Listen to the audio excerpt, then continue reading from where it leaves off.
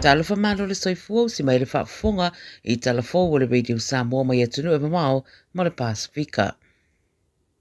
Mo atu mai le atu Asia, I le amata mai o nei vai aso e whatawa inga I le atu Asia wa lipotia, mo vai le iai o suinga le lei, ma wa wha mawina o sea I maketi I apani ma korei saute, wa wha I titia I whatawa inga, a o wha wa waipeo na maita wina a fianga o tariffs a Trump I le lalolangi atoa. Whaelo le BBC se teimi le mamau atu sa wha le tonu fo I le vaaianga I le lumanai o maketi o loa Amerika e le ngata I lea o isi fo I atunu e peo na wha mawina I le amatanga le nei vai aso. Peita ia fōringa o lo tu mau peo na maumawa I Trump I se tūlanga le leo le aiaita mau ainga o atunu o le larolangi o na o ia tutongi wha o popo. Ma mai ia, o le mafua anga lea na ia malo ai de palota, mai se ibanga na ua whare lea le tūlanga lea, o na whato a whaia leo nisi manienga. E fōringo saina leo lo mātele na whatutu iai whamtaranga ia Trump. O nisi whataita inga o le swinga wa iai fi whatawa inga, o ta wai o le company le Honda, e toi titi balu pasene wa whaititi aia na whatawa inga, pa pia fo I male Nissan, se fulu pasene wa whaititi ai whataunga. I Israelu, wa tautino le amia Israelu iei mea se se na whaatino e ana fitafita I le whaalawelawe wa mariri waitangata whainga ruenga e toa se fururima o emergency workers I le tu I saute o Gaza e peo na ripoti atu le aspirated taluai. O le aumalanga le Red Cross a Palestina na anga iane ni taavale le wharamai whaatasi ai ma se taavale a malo au whaatasi ma le taavale fui mu mai le vanga o pui pui nga whaaloto I pale a Gaza na oso whaia uma ia taavale I Rafa. Sa mua whaidoa Israelu e o atu le aumalanga le le ki ina mori o taavale ma masalo mi ai o ni ngā yoinga e ono a awhiai vanga awa Israelu I lea whaitu. Peita ila, wa maua le I se video na pueina e se tasi o paramedic o Maliu, sa ola mori o taavale na nga iane, ma sa nga iane fo I tali I se vala au, mo se fesosoani I tangata sa whamnua lia. Ta ua fo I mua le vaenga le puipuinga Israelu, pe to o ono le au maririu e iso o tanga I le Hamas, peita ai, e le o iei lava mani wha mauringa o ia tūlanga. Tua tasi le paramedic na sao ma iei lea o spainga, o ia la lea o ia wha matala ina uma le mena tupu, ma whai ai roma su enga malo o whatasi. O le teminei wa fola atu le vaenga o puipuinga a Israelu, o le a whai aloa sa rato su enga widi iri le mata upu, ma ua wala au fo I le Red Crescent, ma isi wha ala putonga wha wa malo, mo le whai a vave o se su enga tuto tasi, I le nei mata upu e whai lava si onga onga. Mai Amerika, ua fola mai le whailau tusi le malo tele o Amerika o Marco Rubio, ua whaale au ngai na umanei e Amerika visa uma sa tuina atu I tangata e umia tuswara mai Sudani saute o na ole mumuso le atunu o Afrika e taria o na sitiseni o avese atu e Amerika. I se pepa o whaamtaranga mai le ri whailau tusi wa ta wai, o le apoloka fo I Amerika nisi tangata mai le tu I saute lava o Sudan, mai le toeuru whare mai I Amerika. Wa tua ia e Amerika le whaai unga le whainga maloa Sudan I saute I le mata upulea. Wa mai Rubio, I le pepa o whaamtaranga, o atunu uma e te tauno lato taria, le toe whafo I atu o lato sitiseni, pe a whai wa ave se atu mai Amerika, po saisi fo I atunu. O South Sudan, o se atunu una mauolo na tuto tasi le lua ape se purutasi, ina wanga I ese mai ma Sudan, pe ta I lua tausanga murimuriane, aria e loa ve singa, ma fe ese inga I le vale prestene, ma le sui prestene, mai uina tura I mai ei ma vevesi te tonu lavo le atunu, o sidia ma le fase lau wafe tangata, ua fasi o ti ai. Ma le Pasifika I Fiti, o le tolu sa fururua pasene o tutongi wha o popo o tariffs I lunga o loa awinatu a Fiti I le malo tele o Amerika o le atele se afianga lei I nisi o le au whaatau I Amerika e mai se le au whai whaatoanga pe o na sauno iai se tasi o whai whaatoanga e sapalaia le tele o le kava po le awa I Amerika. O le whaatonu le company le whakanavu kava o Simon Loma na ia whaelo le Radio New Zealand Pacific o tariffs a Trump ua matua mafuai le popolo tangata e meise le au whai whaatoanga e meise ona o Amerika le makete o pito tele e anga iai le kava mai Fiti. Sa masani lava le popole ni la fonga tutongi whaapea po o tariffs o na a whai fo iai na o se vaenga I titi. Peita I manatu loma le tau matal a mata wa ai tangata whatau kawa I Amerika I isi company whatau awa atu mai Vanuatu Solomona Matonga o le atau ngofi atu nei lo le kawa mai Fiti. Whina mai lau whai whaatoanga, le talawhea ngai, le tuwina o tariffs isi atu moto le Pasifika na o le tai se 4% a o Fiti tolu se 42%. Tala mulimuri mai New Zealand, I le whamanatuina ai o le 5 tausaga o le Polyfest I le vaiasa taruai sa awa iei le Palemia o New Zealand Christopher Luxon ua whaeroa I le soidi poti ma le Radio New Zealand ua iei ma se wala au mo le malo ia inivesi I lea whaaringa tele o tū manganu I Aotearoa. Tā wera ripoti was tū whatasiaita I tai whalea o onga whalea nganu ma community tuina atu lea wala au le Palemia fonga ina le whaatono le Polyfest se Yuli Terry Leo Mauu wa mai aia mana o mio na whaatu mo wina le whaatu peino le nei wha moe moe ma yeiso na no fuanga mautu mo le manuia o le whaalinga mai se nisi whaalinga te tele le Pasifika whaia I le atunu. Whai mai le Palemia I lana launga tūlanga le leitele le so tanga wha le ainga o loo iai ma le Pasifika ma o tu ainga whaalinga whapea atiri wha marusi ai lea so tanga ma ao ina maa losi ia so tanga tele hawa noe mawai mona I o tātou tangata. Na ia saunoa fo ia wha o peo na whinau malosi ma le aia wala au fo I le Minister o tangata Pasifika Shane Reti tu sore mata upu. Mo whaeroa fo I le ripoti se whaamtaranga me le Officer City o le matanga renga mo tangata Pasifika Geraldine Clifford Lidstone whaapea ui o le whaatupei no wha moe moe whaapea pa utonu ia I rātou atu whaatasia peitai iei le awa noe mawhaino whesoso nere matanga renga I le whaalau te reina o nisi fuafuanga. Tala nana Radio Samoa mo le nei aso soifua. Talo fa Samoa wa ule nei o kasputi alu a wale suia le ngila o le kio.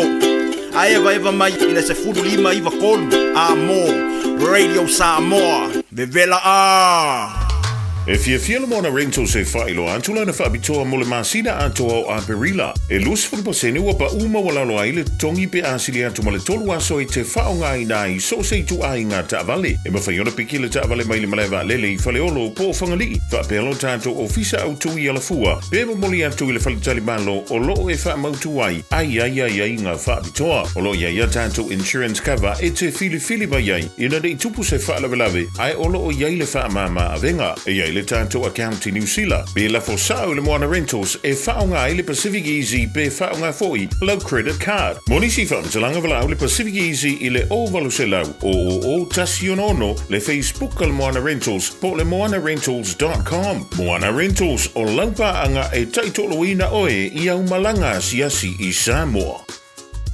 I feel I was so sad. Omega Ka, the knowing Omega Ka, Sabaleta Umofie. Omega Ka, Fili Mailoile Omega Ka. Omega Cars, lua selau Cavendish Drive I Manukau. Po le telefoni o iwa lua fitu 5 tasi lua.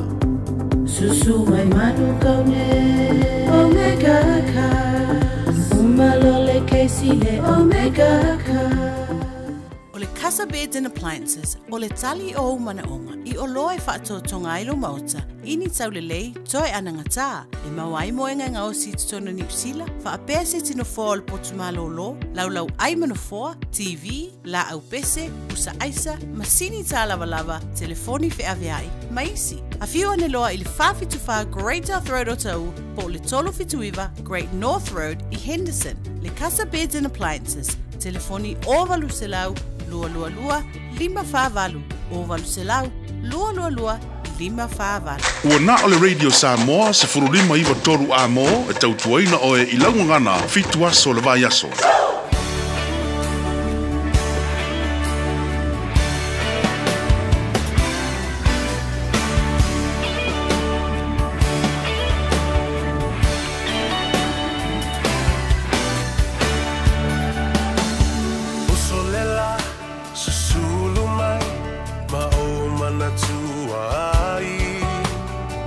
Samoa, le nu'u o te noa foa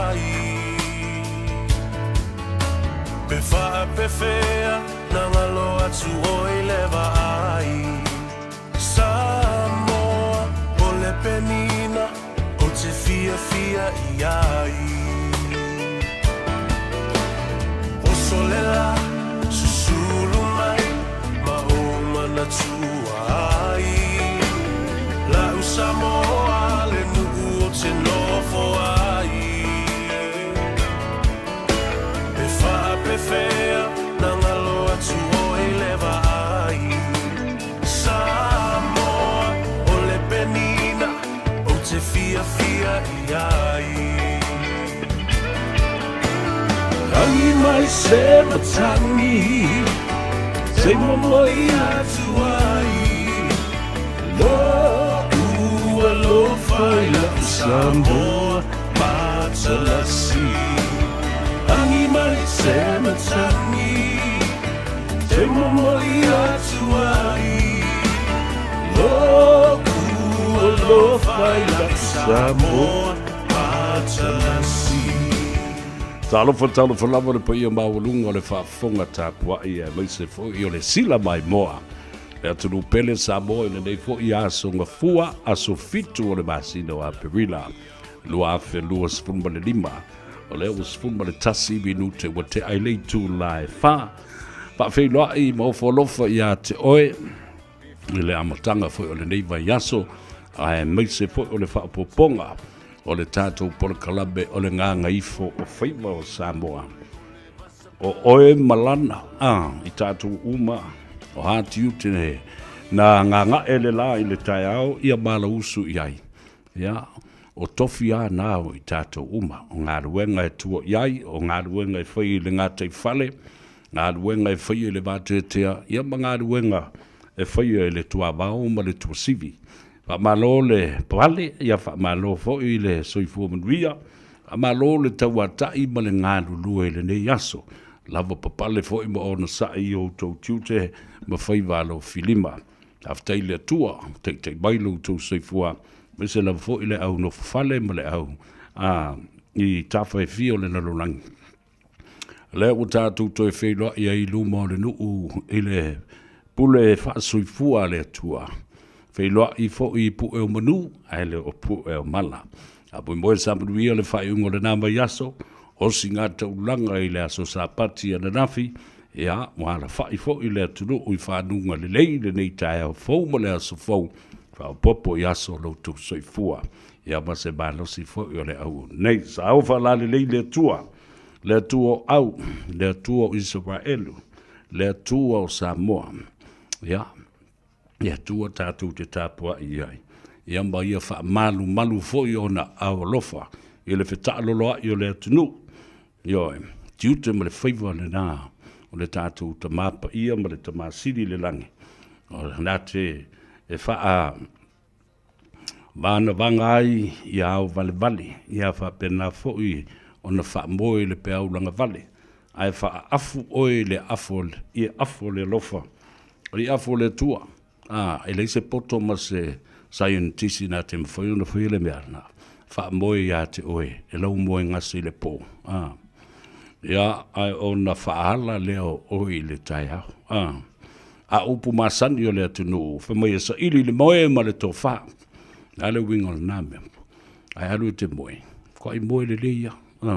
Wike moe o ngā, o wai ke miki ai me valea ma me lea. Ai whai mai, o le mafua anga le nā, o le afua o le upu o le atunu, e te sa ili i le moe ma le tō wha.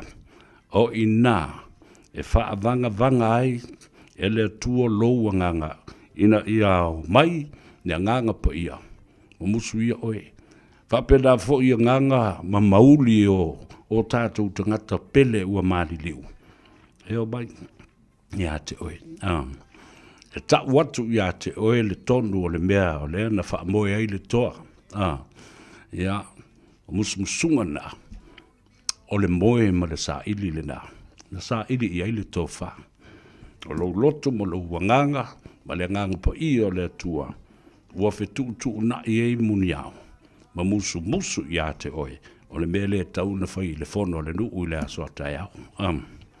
ia le nala ia ka fe te le malu namba le na mea po le mafu anga o le utu ngana le tunu ia male wanga ngana ma upu e mafu e fatu ai ma fotu upu ole ngana ma tautia le matango fie male susua male oa Samoa patalofa i le taftolu le tatou vanu nof pa ia ma malu fa le malo pa ia fo i ma malu fa le tunu pa ia ma malu ia ma wa lunga i se vi inga o le tua e mo moli ana au auna pa ia po i la tu fo i o feo i o le tala lei ia o lo o ta se o no ngaruenga pa ia i le tau a suido le puvai o le ola po o le a lavo le fata faitau langa ba le tali tonunga ua e tapua iai se taipi fo o le aso a fia tapua inga i le tatou fa soa ia ma ta upu o le a tatou talandoa fo iai o le matua malie rapo o le matua i malie lava ua atangia ai le meo le ngona le meo le tangata ua matua i doa mamaua tua ia se lau maila le loto leanga le tau wha leanga le tau mawhainga ina ia tuu maua lalo se tasio e kalesia ma tapua inga ma tai o le na e kalesia ma fua mai ino ua ai u o le maua san tupe awara upusa awara nga mua wha meo wale isanga pawhala na maua tu le luosa lau wafe le na ave e le fionga le tekta ia wao le kalesia aso fitu sa mo tuto tasi le luosa lau wafe ele sunga lauli malana vaenga tatu te o ye va ili le leile bata upule na ia mai lo ai la ia le tulanga o ia le bata upu le tula fono o inga liki mai kua fa mtalanga na those are supposedly confidential information.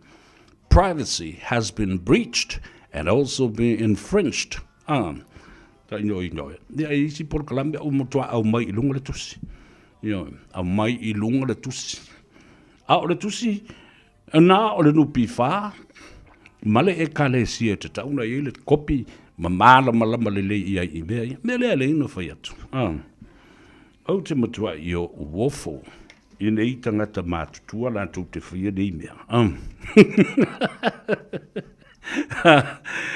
le lei la tātou o e tale peselea ia e whatalofai i a te oe a o sa ili se avanua tātou te talanoa tua i la paanga totino ia leuso ia Matt Luatua mai le Advice for Life le atou sa vele nei le lua i ali i pesta tabale langi se Yuli Al Harrington tu manu vau le vea tātou mafuta mautou le nei fo i asunga fuoi le manapo ngā ruenga ia male ngā e o whaiba le atunu e au mai si a umatau i ma te whaatasi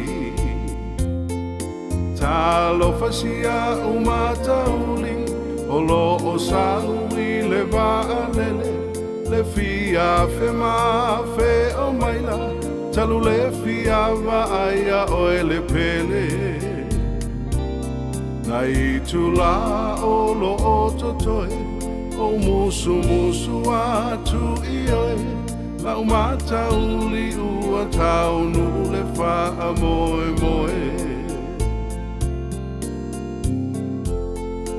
talu ai ona o tuai te le mai le vaalele o le ano o walu ai loe le ofisa ma ofisili antu i ai faa mole mole ali e ai se a ea o tuai mai ai le malanga fai mai se ali masalo na tuai o na alu e se mai le vaa o fe tau i fo i mani matangi malo losi ma sui ai le ala vaa sa o tu i fo i antu i fafo ma o tu le fai tutoa ma o matai tu ina le sulu au ia wa ili ina le langi po i saa e fōlinga mai o loo ia saa ili ina si au mana mea sa fafua se o na ufa longo le fa salalonga o fa pe mai o ilanto uma lo iai wo ma inga le fai ngā malanga te silua o tolu fa mole mole ia malanga matu le fale sa o lo le isi tu ala na pe se afila u fa alo mona Ua mo ai o utotonga na o ilo ai na o la upele la umata uli ua sola le langi e pe ai sea wa e nga o ile pe nina la umata uli le tumu tumu ngalo o langa a o ile langi o te su e na o e hani ia lelei whaapetai tūna pasi i tau mai ono leu so ia ona ua sola ia lau matau liuri a leu ua fotu mai ia le sa o le sunga ia Matt Luatua ia o stasi fo i o tama whanau o le tunu o lo ngā lue ia mawhasosoni fo ia i tātou wha malamalama le tūlanga o le meo le insurance ia pe whawheo na pui pui au tupe maua ia ai fa pe fia foi ia ona fatino ia se policy e pui pui ai oi ia pe au o mai ngase mani fa lave fa fo sei fatalo fatu e la sunga mat ma lole soi fo mudria lo lava soi fo mudria lo wa fionga na tawa savea ma lo ma sei lava mo lava noa ni afia fa me boy sa mudria ia le la fo I fa unga le vai aso tu na yatu ia ma sauringa fo i le sapati le aso ana nafi ia ma lo fo i le ala usu le nei tai au ia mangaru enga fo i le aso fo lo fo yes manuia fo i le weekend ma le sapati a ngafi ma ia fo i le aso even though ka fai singa kim fo i alo maka ngō fie mele aso ngai ia la ia ba lo fa aftai le tu o le fo i toe maua le avanoa tate fa soa i fo i a o fa fonga le tunu ia ma o te talo lava waia so sisi vala o mai o te tango lava tu i lau numera ia ma fai o le so ta iatu oe ia ma mau le so ta inga na o oe ma I la tau e watu o I se fautuanga aftai lava sabea le o le ata si e le tāpulu kalame I le tā ua tele o le mea le o le fai o le insurance ai se a e tā ua I pēa ia te oe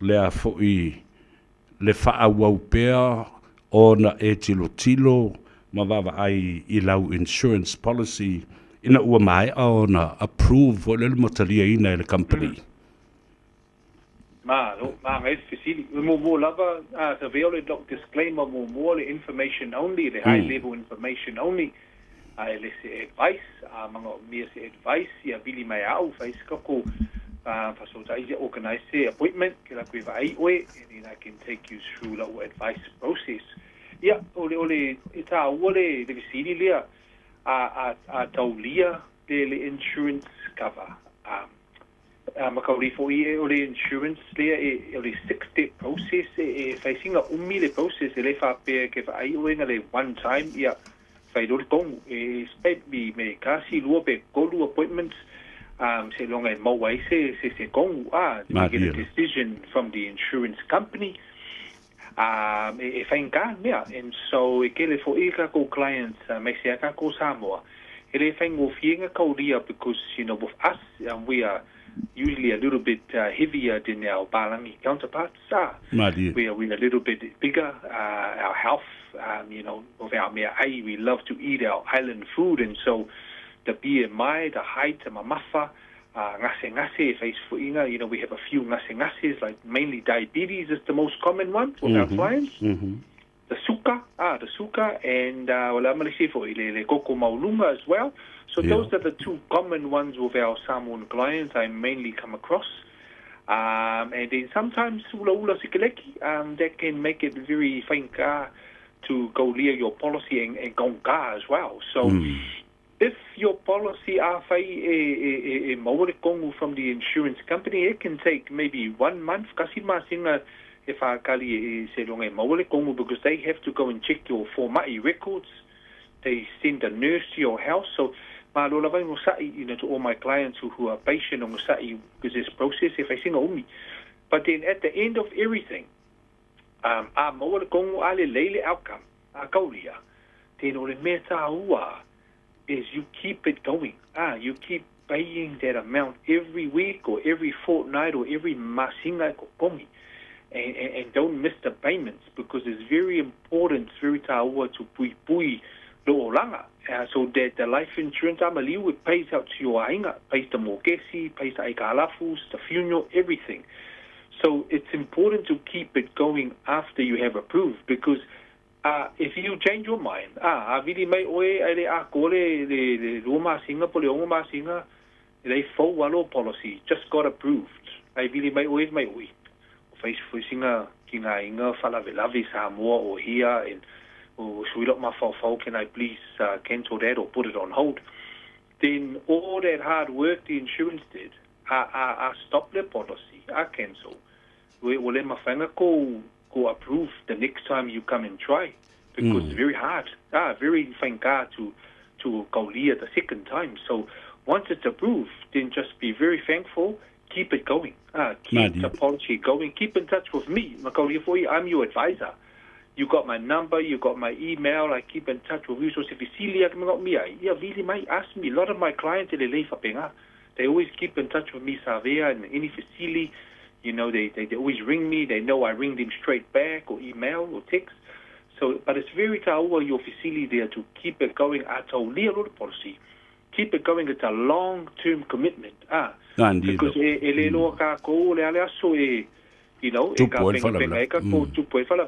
don't know if I'm going to live till hopefully, but you don't know. Every day we just don't know what's going to happen. We don't know, so keep it going. Yeah, thank you. Malo, tele, once approved, tau ma fai lava I nei wha tātuk te le tala noa ma le wha lava lava le teimi ma le teimi. E wha whio na a fia le vaenga leo o lau trauma policy I le mata upu lea e ta o le exclusion. Nana winga e le a fia. Ai o le a fia I lau trauma policy. Ele a fia. Ma e fisili savea o le winga o le trauma policy, le singo o le trauma o le critical illness o le makinga ina. So the policy is ma le life insurance. Life insurance e ko kongi le ainga pe but the trauma is cover o e ke ukupu se ke mo se mai lokingo like cancer e ke le koinga cancers e fa penga le kasir cancer stomach cancer mangava fai ai there's lots of cancers mai faku you get a heart attack for se I also faku you get a heart attack kasi foi nga mai ki nga inga ka vai e pe mai fasi fulu valu ko nga mai le trauma policy and so ole wing all exclusion because manko foi I said e kere ka ku sa mo e kere ka ku ngase like sugar diabetes heart condition or something so I go lialo policy le trauma policy I family insurance company but will mele exclude or stroke because luanga bolo stroke fai ai o laki o so fua but will cover the stroke because mga molo stroke will be menga le pre-existing condition of the stroke ele ma fainga cover the stroke because you already have it but the other 47 mais e cover but one mai le cover e si fast fulu fiku mai le cover but faku cancer so penga so I would pole pa mobile exclusion because that's the way it is. Ele kava ma ibu umanga ya oe the last ko sanga ke amlis ko sanga. Pre-existing condition ele kava, but everything else e kava pia. So it's very taua again. Kusa pa mobile exclusion. Me siliavo kaulia policy. That's the main one because see customers of mine ele kaulia decline the policy or defer for 1 year. Se longa clearly ngasinga then they will relook at it. So yeah, very taua taua tele fa fonga bele tunu fa ina tango fa maul telefone de al sunga ya Matt Luatua advice for life all lu fitu valu tolu wiba tasi fitu tasfa wala au yai ya on a bolo server no fa yese appointment ya ma anga ye tfoile sunga ya Matt Tote talanoa ma fa mamla matili all wa fitu valu tolu iwa tasi fitu tasi fa. Now, how does a loading affect your life, trauma and disability policy? Facility ole loading SL exclusion SL loading. So our family insurance company let's say exclusion, everything's covered, but le loading. O le wing o le loading is because le mafuanga le melea ke uma mafa ke re kangaka ke le fuinga singasi. It's a high risk for the insurance company. Kangolo insurance company ku wale loading le price. So if I quote you for example, le limas fukala alveaso. If I quote you life insurance and trauma insurance, limas fukala alveaso. I am more Congo insurance company mangaya kaulia, but limas fukala la lunga the price with a loading. Or the loading maybe 100% loading or 75% loading.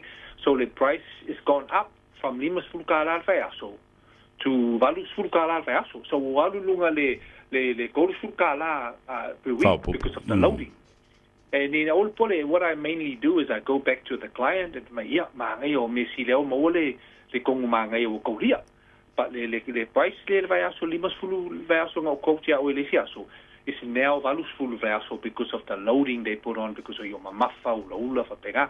And then if I made a client, we will konka ke le menga ele limas fulu ai ele mafenga kongi le valus fulu too high.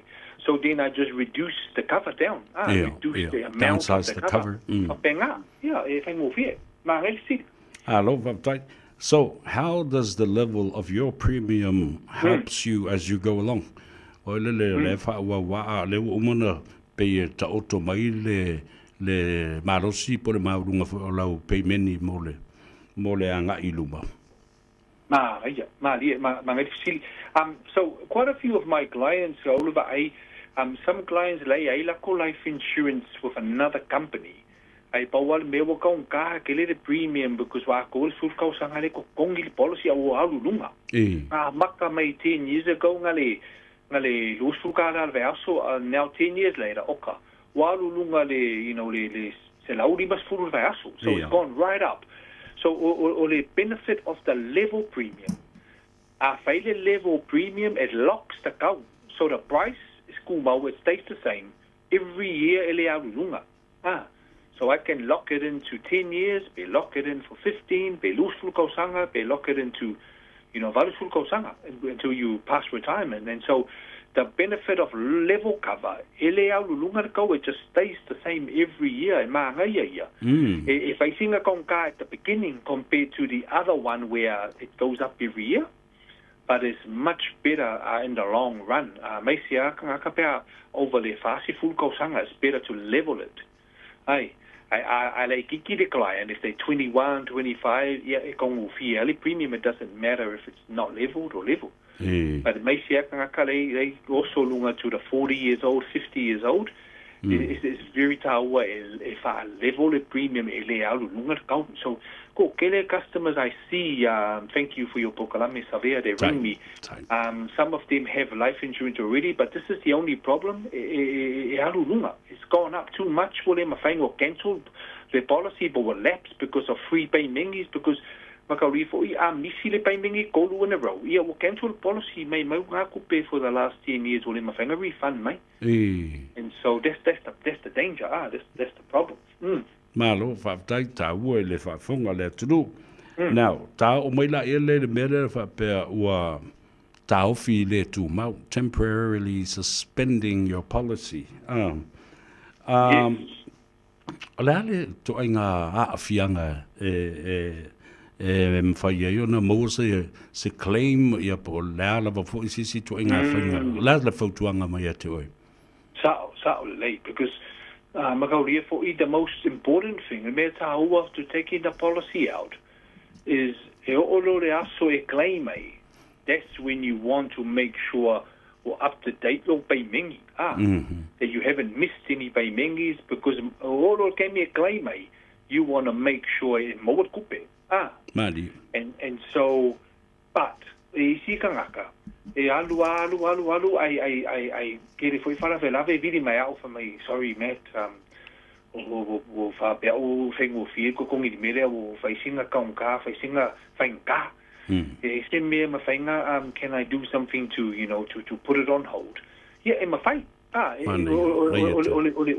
the suspension of your policy if you're finding it hard and go the insurance there, yeah, kanglo au the insurance company fa suspend lo policy, ka offer lo policy ulanga wiga, le se payment is of so ka offer lo payment is, and ka offer for ongo masinga, police full masinga, police full lo masinga, and then if you lay low finance, low budget, lay me really go far start, go far reinstate low policy to keep it going.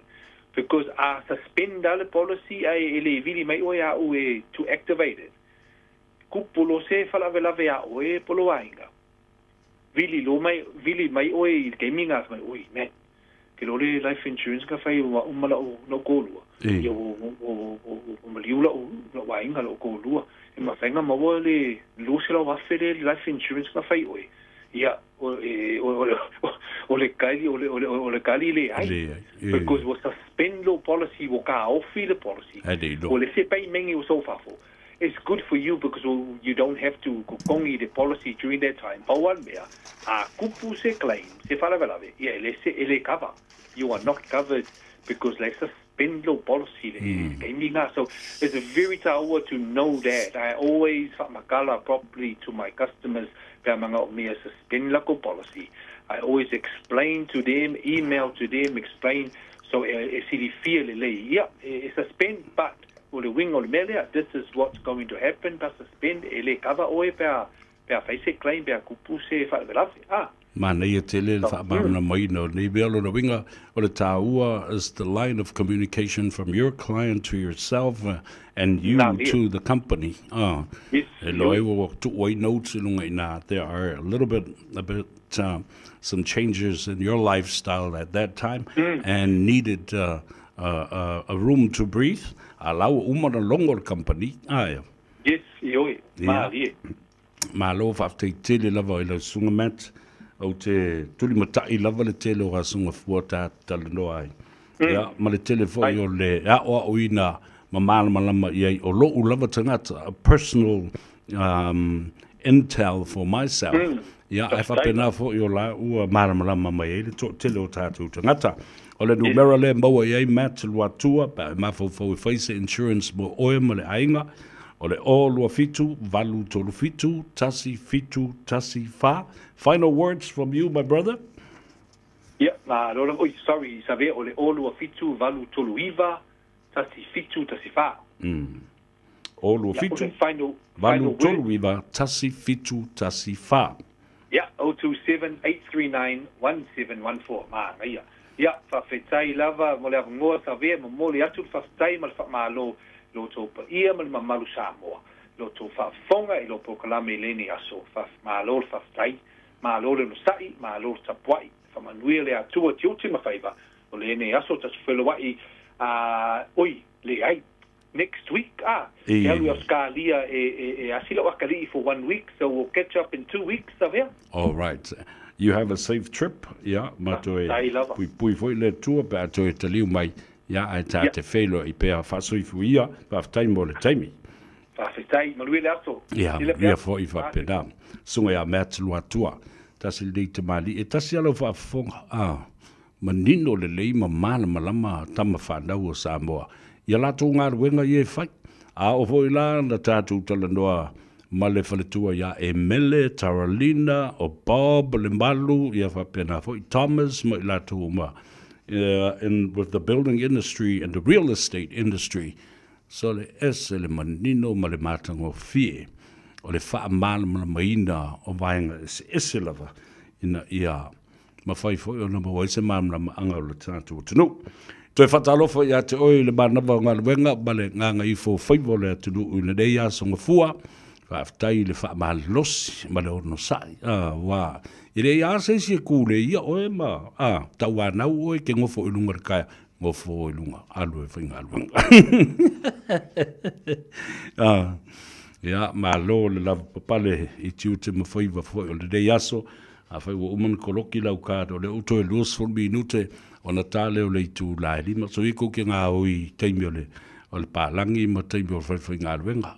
Kili o kako o poko e me le pase e fwore ma le fa mai mo kai mi ko le nga ki awala ko so lifi alu la ko lisi piko sa ale mo se me sa de lif ya ele mo fo mo se le sengi ave lifi nga la ko suki le si me ya fa le nga o ma ko ma olo ya mama wai ma o ina to tongi olo ale company la lo nga lue fa ta ya tu nga lue nga le olo fatino ele tatu o tino i sa nga le mo le nga ya tu mo tambalawa o lungo le pasi o le train ia po o le alava le awala. Public transport. Taile tua. O mawanai masele ia mai le astona i le teimina lauai ia. Tongi fo i o le tauwanga ongo le ASP Pacific Festival. Ia, na lau fie mamatango fie. Ia, awana timu whaasolo atoa mai lava le nawa yasu o tona iatu. O sisiva whaasusu matapua i whaasusu ai le totele. Ya ai whaftai o lena maua ia nai masele na ya mata fio fie ia o le langi ya o alo atu ia le whanau ya male au whamasino male au tapuai i vaengara se teibi ai ua man malamba uma le tōtele o ai ua sola male malo o ai ua tu lua tu tolu ya mamaka ese sa whai iai ia le whamasinonga ali mtamaita i whamasino o lea fo i tau wanga taua. Kele i whaaro ala se whawhakala o pisa nisi i ni whaiunga po ni mea whapena po ua whaasea nisi ma tūlanga whapena. Diamdela na e taua le whaio whaiunga le lei. Ya, talo sia. Uni koe whaalongo ingi. Pea no whai atu. O la ua whamasinonga le tangata la tau, wala whai whamasinonga li intoba i tai whamasino. A le whai whamasino atu o tau, ma tātou, ia, o la ula whamasinonga, keep it to yourself. Ia. Ka ki ai ka rau whai unga. Ai, whai le whai unga lau au mai e a fo i e ali ima tama i tai whamasino, e tupu ai le file mu. Ia le na batu le whamalo ma le whaftai le vasenga o whamasino o le komiti whafoe o le fo i whaalinga tele i tausanga uma wa ato i eile 5 tausanga talu o na whaavai mai le awhi visalau fitu se fulma 5 a watu le whaftai i whaia onga whaafitai tele mo i la tau tutors la tau a o tawina i a siva masasa whaafianga onga te tas ia aile ngā tele nao, o tau senga whaia onga. Ia mata maiti a onga uma sa a fia. Ia mao fia i le nei fo i. Many of you, students, boys and girls, would be your final year and moving on to next year to varsities, universities, techs, ia, maisi a onga maurulunga. Ia, o la tau fola. Mole soifua o oina. Matu e wha malo oina manu malo. Matu le wha malo oina tūlua. E wha pena fo i tūtolu. Ia, maisi wha ilonga te totas. Individual prizes and whether we're money gifts or money prizes. Whawhitai. Awhi fo se karika. Ia, o masi maari karika ia o kou. Ungi koe wha fo ia mai.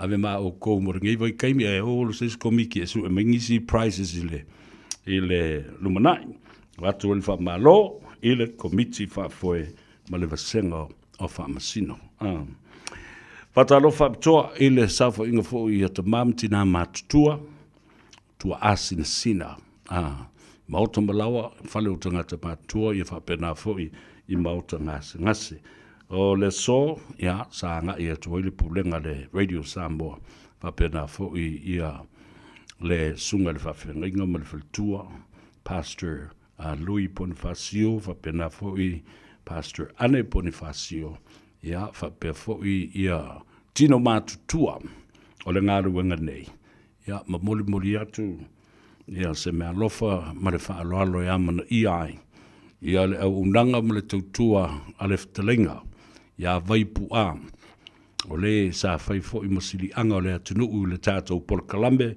balona sao ta ua i le vau fili ma le ao malu manongi o le lolo i le por kalambe o le tū ma le anga i whanua le ngangana ma tala whaasolopito ma tala tu o le atunu ia so lua o mai aso teitas. Sa amomori e fo i le nganga whaaftei tele, ia i le sao lea fo i te marii. Ia po o lea fo i te māmatua o lea tunuu. Ia sa whaatino raumbea i ai, ia le to tele fo i o te marii ma whale upolu. Ia malona sao tā ua ia Samoa. Ia ma le whaafonga tā pua ia le lalulangi tawha e fia. I le taimi, le toi ina mali, le tele o taimi e tu sa sao ha upua vaipua. O a fo i na sua le au la pauta, ma suanga o le va tele.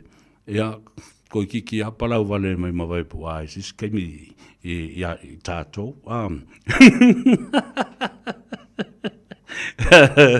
Ia kari koi inga e maa ni e kere le vavo e le maafutanga ma le neita maa. E maa lie ona winga. Ia ona sa whengai ma le tele o ngase. Ia ma le mawhai e ona savali ma wha o ngā ona au. Ia o tala au maa lie. E wha leo mai tawea. Kuro fiura vale. Ono, kela kuro to iro mo o inga. Ia, a fio ia oi le nupa ia. A watu ai ni whainga tā, ma ni wha le tonu, o ni mai ma ni mea leanga. Alu ma ave, ma oi i pulotu. E tia ia i nā. Le lalo langi o nganga, e mapu atu ia i leisi tū o le veli. Ia, e wha talitali e i o tātou i unga o tātou whaamsinonga mulumuri. A lea na vālu ia, whamai o nao mai ila ia o. O le angi, ma mai tusi. O watu fo e malesi tusi, o susu e tusi. O na te ito tasi lea matutu i tātou i luma, o le whaamsinonga ami o tonu o le atua. O oe la lea. A mai le kusi e le nā kau ese o whaikau a kua ma la waku i au mori anga. O le lalo langu ngei o tātou o lai. Ai whamele tala le si whai au, whaatua au whilo i fwele i ai le vai asuna se i bawai atu nei. I le te tala ina lo i o le tusi le nei, o anga whaavai o Samoa. A le fionga i le li professor, doctor, tofa tawana wa futi le lua, po le ftalenga fo i ia namulau ulu tawana. O i tātou, e le o ni tangata o le lalulangi. O tātou, o tangata o le langi, mānei ai o le saunoanga le sunga le whaafenga inga. Sa tala ina lo ia ma whaamanuia ma whaapa ia le nei ngā luenga tāua. O anga i whanua, anga whaavai o Samoa. The core cultural values of Samoa. Very important as a gift, ma o le tusi mō Samoa a toa. Wao malu manongi ai le fionga le li formai le li professor. Ia Dr. Tofa Tawana ia polef talinga fo i le matua fitalai ia namlo ulu. A whai o iai pēr i New Zealand nei. A mea fo le nei awanoa, e tue whaatalofa tuai i lau fionga le taulangi. Tofa, Dr. Tawana, professor, ia whapea fo i alo fo le tuai. Mai se fo i le fitalinga ia au matangi Hannah Brown, male tua fine ia o le via. Ia a o fou e whaini tā whaonga ma whaasi sia i fōi maua le awanoa i New Zealand nei, ia po Aukilani nei, ina ia puipuia le soifua a o wheta aloloa i fōi a sia singa ma whiloa i atu i ainga, ia ma tawhia whiloa i atu lava a o le i iaise teime e toe taliwai o le mea sili o na whaftai. O le ua maea, ia le awanoa, na taliwala auai, ia mamua le awanoa i tutono le tātou wā lesi whaasalau i le tāno awa. E whaasoa tuai le fionga le li fo mai, po o le professor fo i o mawhauwhaunga. Na tūsi ai le tūsi le rei o anga whawai o Samoa, and the core cultural values of Samoa. So se bea le tunu unei, e tauna iei le amatanga. E te tau o na iai ni whainga whaavai na ulua i whaata oto ai se tū la whono au tū. Ia po o se whainga au tū. Ia le nā, ta ua i esel mātango fio le tusi. O te manatu o te tau o na iai le nei tusi maua sona kopi i to tonu o so se ainga. ono nae ele ngata le ngana Samoa ai olo iai fo I ma le ngana fa Peritania olo mafai on fa vasenga ai lo mal malamba a tili I lea fo I mataupu Atalo fa bitope a fai o asia I tātou edisi o te tai o le tātou tudu o mai Samoa I le rei teimi o le tausanga ia po ni tāwhao ngā fo I mani asia singa ia leo le nā fo I edisi o lo malanga mai ono o le fia mafuta mai pe au wha mawae ia e maise fo I o toe sauninga ma fale lau o singa o nisi he pele le loto a inga wo me masani ia ma tu fatalo fatu ia ma fa feilo ia tu ma o folo fatu ia ma su tu foi vai malu I puenga o le vala awa ia le tua o le vala au o le fai vai fai to tasi e le tua I le isi si tu ma te I le fina ngalo fai to tasi o le tatu ma tai sili langi la tau o lo fitia I le au pongisai le nei vai tau a inga palapo putonga e kalesia ia nu umafio anga ia ole la ngona na le atau severe a swasu tuai vai malu I puenga moriatu fa mafananga ia ma fa baisenga ona ole vala au le tua bale au pongisa lo ufiti ai malama ia ma ila tau lo tangi mai ala le loi fonga pa mo le loi mata malingi ia utu le tua ma ia fa pena ona fa mafana ma fa amanino lo mafau le ata le fa o le tanga the plan of salvation that has already been laid in front of all of us faia ele tato li fa o lo Yesu Kiriso o le tato wo tale pesele a lo fa toi ia te o ilunga o le ala tele ia ma fai bali e lo sa ma kulo palau vale isi ave ka vale awalo benga ka ol mol su ole e fusu anga lungo le wala everybody gets frustrated at this time your research says because we are impatient tato tele lava papale mo no sai mo tato fio o le fale ya le sa o lalo mafofau ile si ava ka vale mo longa winga fo le fale ke ma le fai tete no ngala la tele e o soilo fe ma mo lo wita ya nga fe ave e fu la e le olima a paka ka vale a mo kwa poloka a ko lo ma le me o le fi le nga me si ya na me on sai ma tu lo pala vale mo science fo le o meu science va ke volo ye fo I lungo le awala ya la yo na tupu le pisa ya ma o nis tu langa tatou te le mana mia I lungo le ala fai ma lo sa abele ta vale tu sa male sa o fa tu lunga ina I manga ala ese le tunu yo na mo le sang le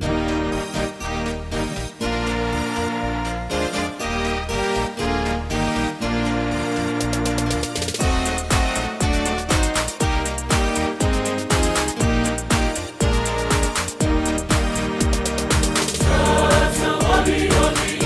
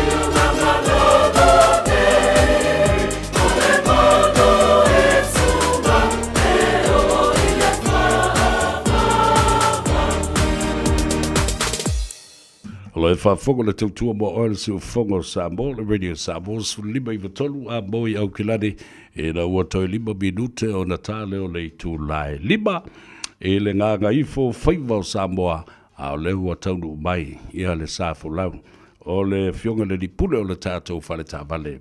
Le Omega Cars, talenga ia tongisia, Pia Wilson, whatalo whato, fio bai e le tāporo kalame, le nei a uni o le asunga fua, ma lole soi fua manuia.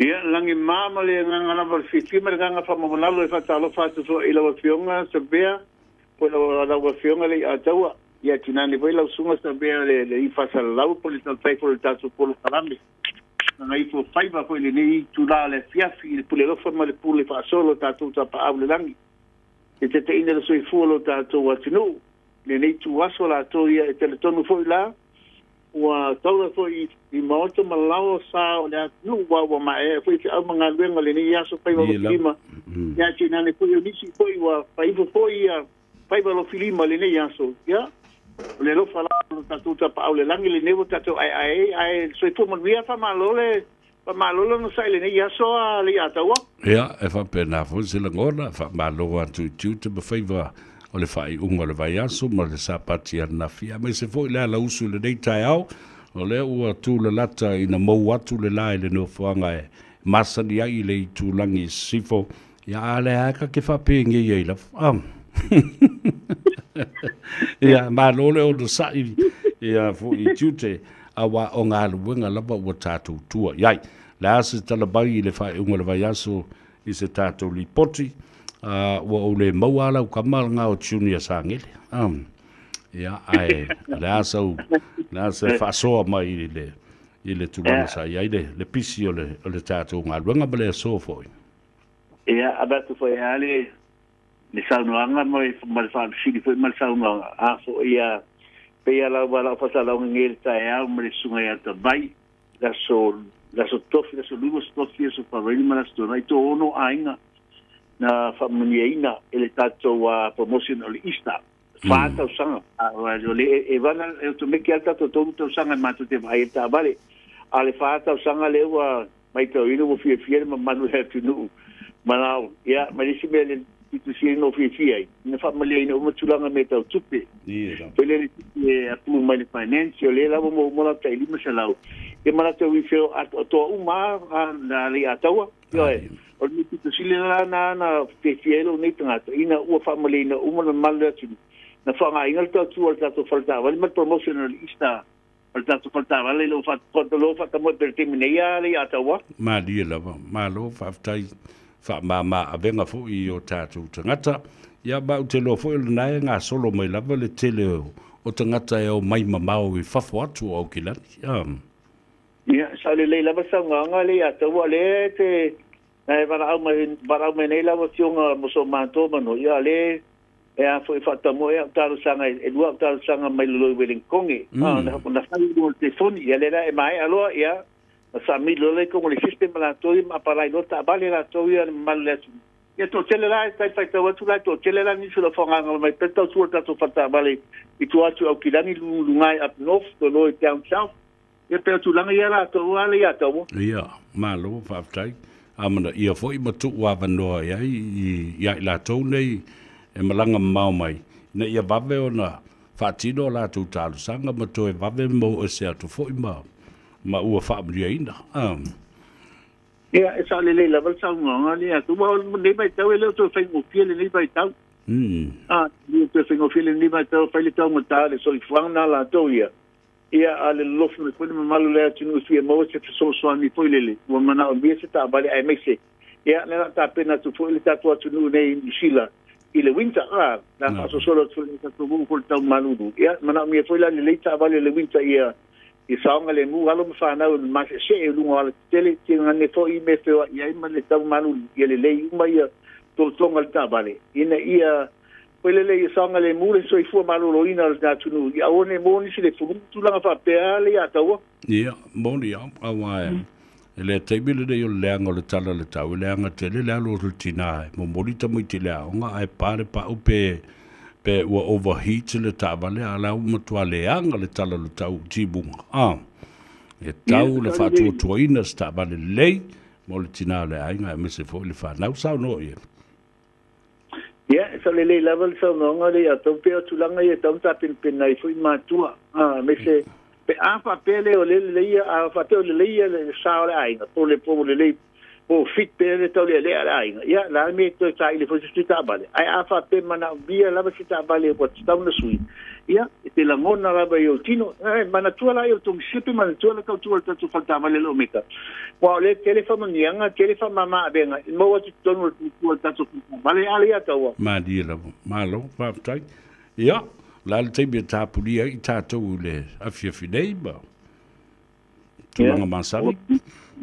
Wai ame whiriki bai o le ongola, koria e,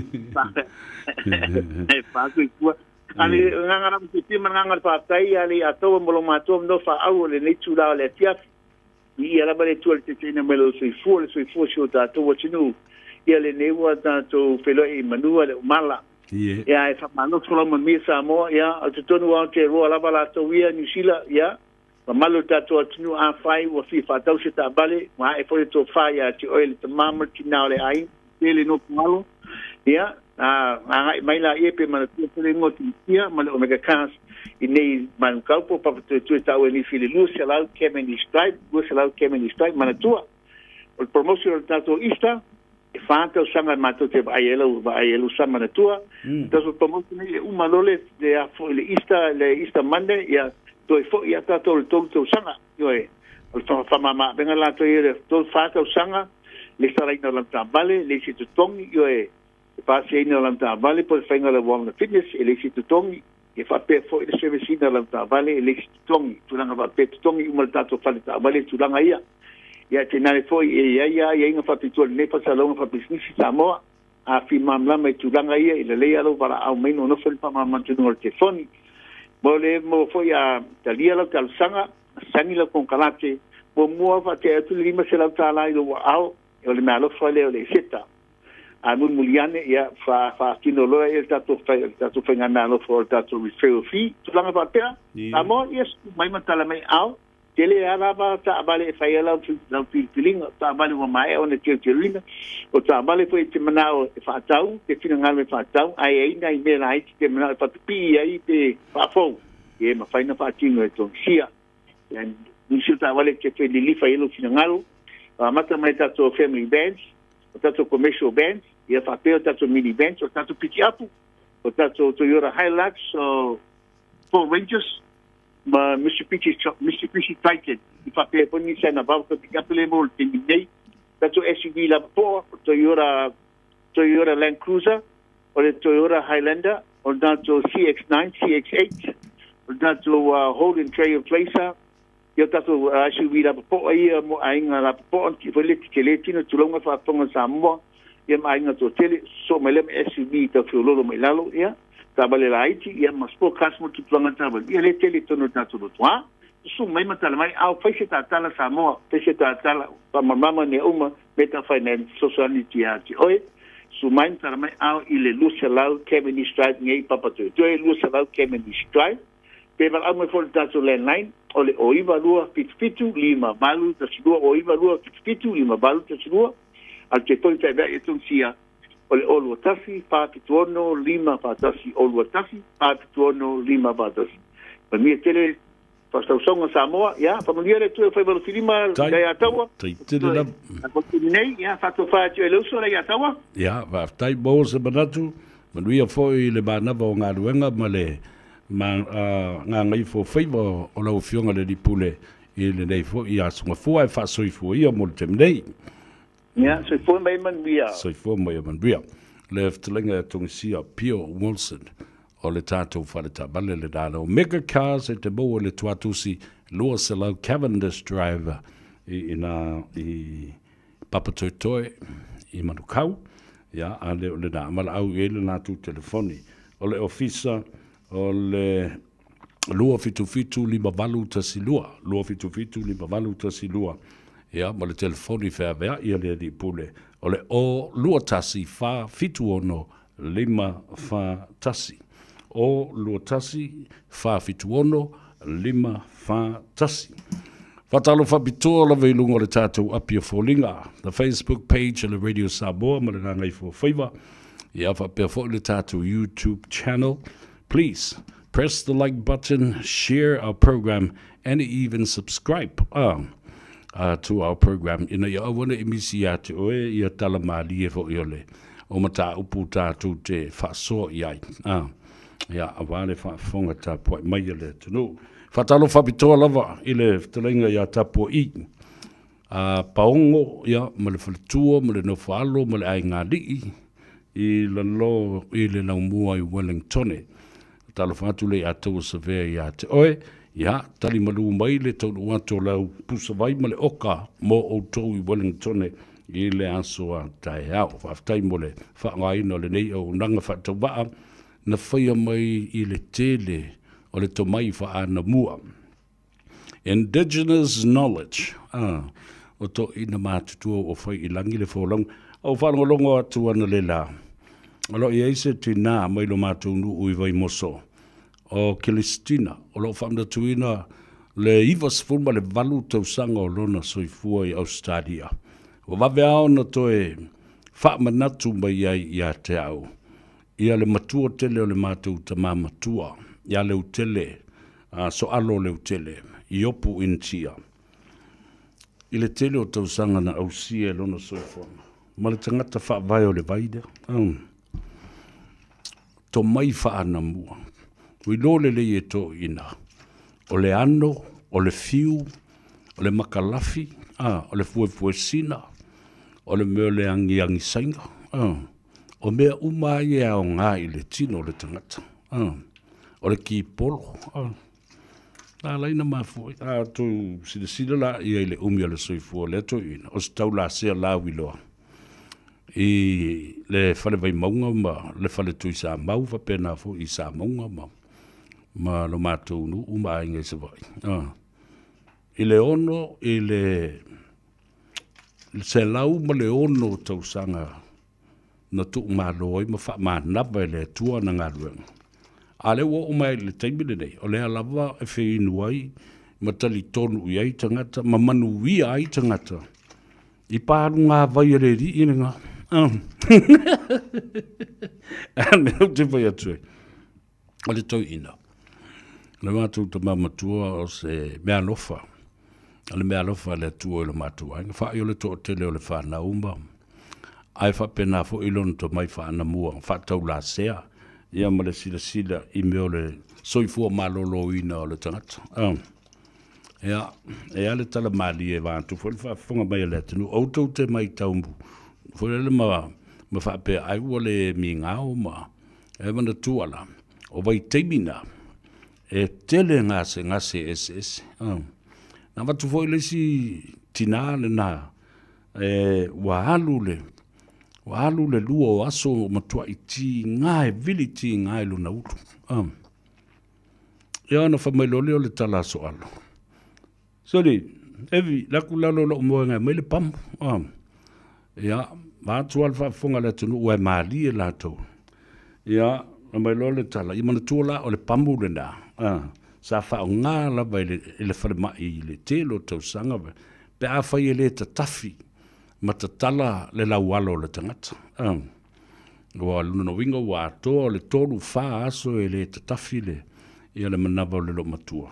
Mai lo maso alo ia te ala fe o kali e mai le pamu le o mai lo kala lo makua le wai lo matu ale me tu ye le pamu fe mai lo kala lo makua mai so alo fa murmuri le ala me la fe le pamu ave tala so alo mai ale mo ini au mata te foi le ngalu ngale taula sia wala ona matuati ngalo ba mai le diagnosis to ina Aile ia lusa o ngā whafo mai. Wha mailo na tali tonunga o le system atoa o le lomatua lea. Wā a fia wā luai ma le pressure, ma le toto maua lunga I lona whai ai. Ona o le ta tafi, ma le ta tala o lona lawala. Na o le pamu ala e ma whai I ona pamu ai. Se I tau ma whai ai, ona release arm. Ia le mea na e whamele tala le lomatua. E whambuna mole so alo o lunga i e ti ngā ele o lalo i. Ia, a tala i ele o so alum fe mai, ia malia o le tina a whai te le mana o e whaile pamula. O lono winga, e wha awau i lava ona matuati ngā i alo ulu, ona o le toto mawalunga. A se sila iei, na umalawa na whai le pamu, ta tala le lau alo le tina. Ai wa aila iei. Na umai ina, male ti ngā o le ulu. Koe wako masoat mai, koe whai masau ingu manga o le vai o le ola. Ia ngā okei lola, ia le. Le kariera wadi i, ia le kou wha winga kala le anga ia. Reo te wha makala sa oa ko, ole mea ko inga sawa inga whai. I silo matua na wave mawai lona malos. Ia, tala tātou te tali i fo i le mana vo ngā luenga i na ua nganga i fo whaiva o le atunu i le nei fo i as for real. Si tātou o tue vai. Po i ni tātou tala mai o i o tala fau ia i vai whanua e tā ua tele tau lava. Ia on whaafonga iai. Ia mai se fo i o le tauti ngā. O le tua fine a Miriama Pomare. E au maia ia i tātou meolo tupu i le Pasifika, Samoa, Australia, New Zealand, maisi atu nu o laulangi.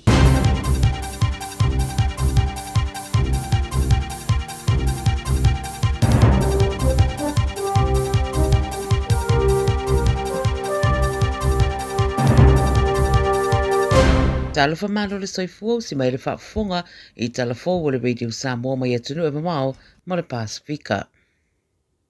Mo atu mai le atu Asia, i le amata mai o nei vai aso e whaatawa inga i le atu Asia wa lipotia, mo vai le iai o suinga le lei, ma wa wha mawina o sea i maketi i apani makore i saute, wa wha i titia i whaatawa inga, a o wha wai peo na maita wina a fianga o tariffs a Trump i le lalolangi a toa. Whailo le BBC se teimere i mamau atu sa whaale tonu fo i le vaaianga i le lumanai o maketi o loa Amerika e le ngata i lea o isi fo i atunu e peo na whamawina i le amatanga le nei vai aso. Peita i e fōringa o lo tu mau peo na mau maua i Trump i se tūlanga le leo le aiaita mau ainga o atunu o le larolangi o na o ia tutongi whao popo.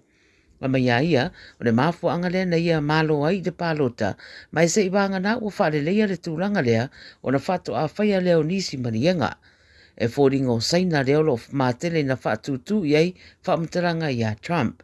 O nisi whaataita inga o le suinga wa iei fi whaatawa inga, o ta wai o le company le Honda, e toi titi balu pasene wa whaititi aia na whaatawa inga, pa pia fo i male Nissan se fulu pasene wa whaititi ai whaataunga. I Israelu, wa tautino le amia Israelu iei mea se sena whaatino e ana pitavita i le whaalawelawe ua mariri waitangata whainga ruenga e toa se fururima o emergency workers i le tu i saute o Gaza e peo na ripoti atu le aspirated taluai. O le aumalanga le Red Cross a Palestina na anga iane ni taavale le wharamai whaatasi aima se taavale a malo au whaatasi ma le taavale fui muma i le vaanga o pui puinga whaaloto i pale a Gaza na oso wha ia uma ia taavale i Rafa. Sa mua whaidoa Israelu e o atu le aumalanga le ki ina mori o taavale ma masalo mi ai o ni ngā yoinga e ono a awhiai vanga awa Israelu i lea whaitu. Peita ila, ua maua lele i se video na pueina e se tasi o paramedic o Maliu, sa ola mori o taavale na nga iane, ma sa nga iane fo i tali i se vala au, mo se pesosoani i tangata sa whamnua lia. Ta ua fo i mua le vaanga le puipuinga Israelu, pe to ono le au maririu e iso o tanga i le Hamas, peita ai, e le o iei lava mani wha mauringa o ia tūlanga. To atasi le paramedic na sao mai ai leo spainga, o ia la lea o ia wha matala ina uma le mena tupu, ma whai ai roma su e ngā malo o whatasi. O le teminei wa fola atu e le vaenga o puipuinga a Israelu, o le a whai aloa sa dato su e ngā wiri iri le mata upu, ma ua wala au fo i le Red Crescent, ma isi wha ala putonga wha wa malo, mo le whai a vave o se su e ngā tuto atasi, i le nei mata upu e whai lava si o ngā onga. Mai Amerika, ua fola mai e le whailau tusi le malo tele o Amerika o Marco Rubio, ua whaale au ngai na umanei e Amerika visa uma sa tuina atu i tangata e umia tuswara mai Sudani saute o na ole mumuso le atunu o Afrika e taria o na sitiseni o ave se atu e Amerika. I se pepa o whaamtaranga mai le ri whailau tusi wa tā wai, o le apoloka fo i Amerika nisi tangata mai le tu i saute lava o Sudan, mai le toeuru whare mai i Amerika. Wa tua ia e Amerika le whae unga le whainga māloa Sudan i saute i le mata upulea. Wa mai Rubio, i le pepa o whaamtaranga, o atunu uma e te tauno lātou taria, le toi whafo i atu o lātou sitiseni, pe a whai wa ave se atu mai Amerika, po seisi fo i atunu. O South Sudan, o se atunu na mauolo na tuto tasi le lua ape se purutasi, ina wanga i ese mai ma Sudan, pe i ta i lua tausanga murimuriane, aaria e loa ve singa, ma fe ese inga i le vare prestene, ma le sui prestene, mai uina tura i mai ei ma vevesi te tonu ravo le atunu, o sidia ma le fase lau wafe tangata, ua fasi o ti ai. Ma le Pasifika i Fiti, o le 32% o te tongi wha o popo o tariffs i lunga o loa awinatu a Fiti i le malo o tele o Amerika o le ate le se afianga lei i nisi o le au whaatau i Amerika e maise le au whai whaatoanga e peo na sauno iai se tasi o whai whaatoanga e sapalaia le tele o le kawa po le awa i Amerika. O le whaatonu le company le whakanavu kawa o Simon Loma na ia whaelo le Radio New Zealand Pacific o tariffs a Trump ua matua mafuai le popolo tangata e meise le au whai whaatoanga e meise ona o Amerika na makete au pito tele e anga iai le kawa mai Fiti. Sa masani lava e le popole ni la fonga tutongi whaapea po o tariffs ona a whai fo iai e na o se vaenga i titi. Pei ta ia manatu loma e le tau mata le a mata wa ai tangata whaatau kawa i Amerika i isi company whaatau awa atu mai Vanuatu Solomona Matonga o le atau ngofi atu nei lo le kawa mai Fiti. Whinau mai lau whai whaatoanga e le talawhea ngai le tuwina o tariffs e isi atu moto le Pasifika e na o le tai se 4% a o Fiti e tolu se 42%. Taramurimuri mai New Zealand i le whamanatuina ai o le 5 tausanga o le Polyfest i le vaiasa taruai sa awa iei le pāle mio New Zealand Christopher Luxon ua whaero i le soidi poti ma le Radio New Zealand ua iei ma se wala au mo le malo ia inivesi i lea whaaringa tele o tū manganu i Aotearoa. Tā wera ripoti was tū whatasiaita i tai whalea o onga whalea nganu ma community e tu ina atu lea wala au le pāle mia fonga ina le whaatono le Polyfest se Yuli Terry Leo Mauu wa mai aia e mana o mio na whaatu ma wina le whaatu peino le nei wha moe ma yeiso na no fuanga mautu mo le manuia o le whaalinga e mai se nisi whaalinga te tele le Pasifika e whaia i le atunu. Whai mai le pānemia i lana launga e tūlanga le leitele le so o tanga wha le ainga o lo o iai ma le Pasifika ma o tu ainga wha aringa wha pea e atiri wha marusi ai lea so o tanga ma ao ina maa losi ia so o tanga e tele hawa noe mawai mona i o tātou tangata. Na ia saunoa fo ia wha o peo na whinau malosi ma le aia wala au fo i na Minister o tangata Pasifika Shane Reti e tu saure mata upu. Mo whaeroa fo i le ripoti se whaamtaranga me le Officer City o le matanga renga mo tangata Pasifika Geraldine Clifford Lidstone e whaapea ui o le whaatupeina o whaamoe whaapea e pa utonu ia i rātou atu whaatasia peitai e iei le awa noe mawhainu whasoso nere matanga renga i le whaalau te reina o nisi fuafuanga. Tala nana Radio Samoa mo le nei aso soifua. Tele la malisi o la upulelea.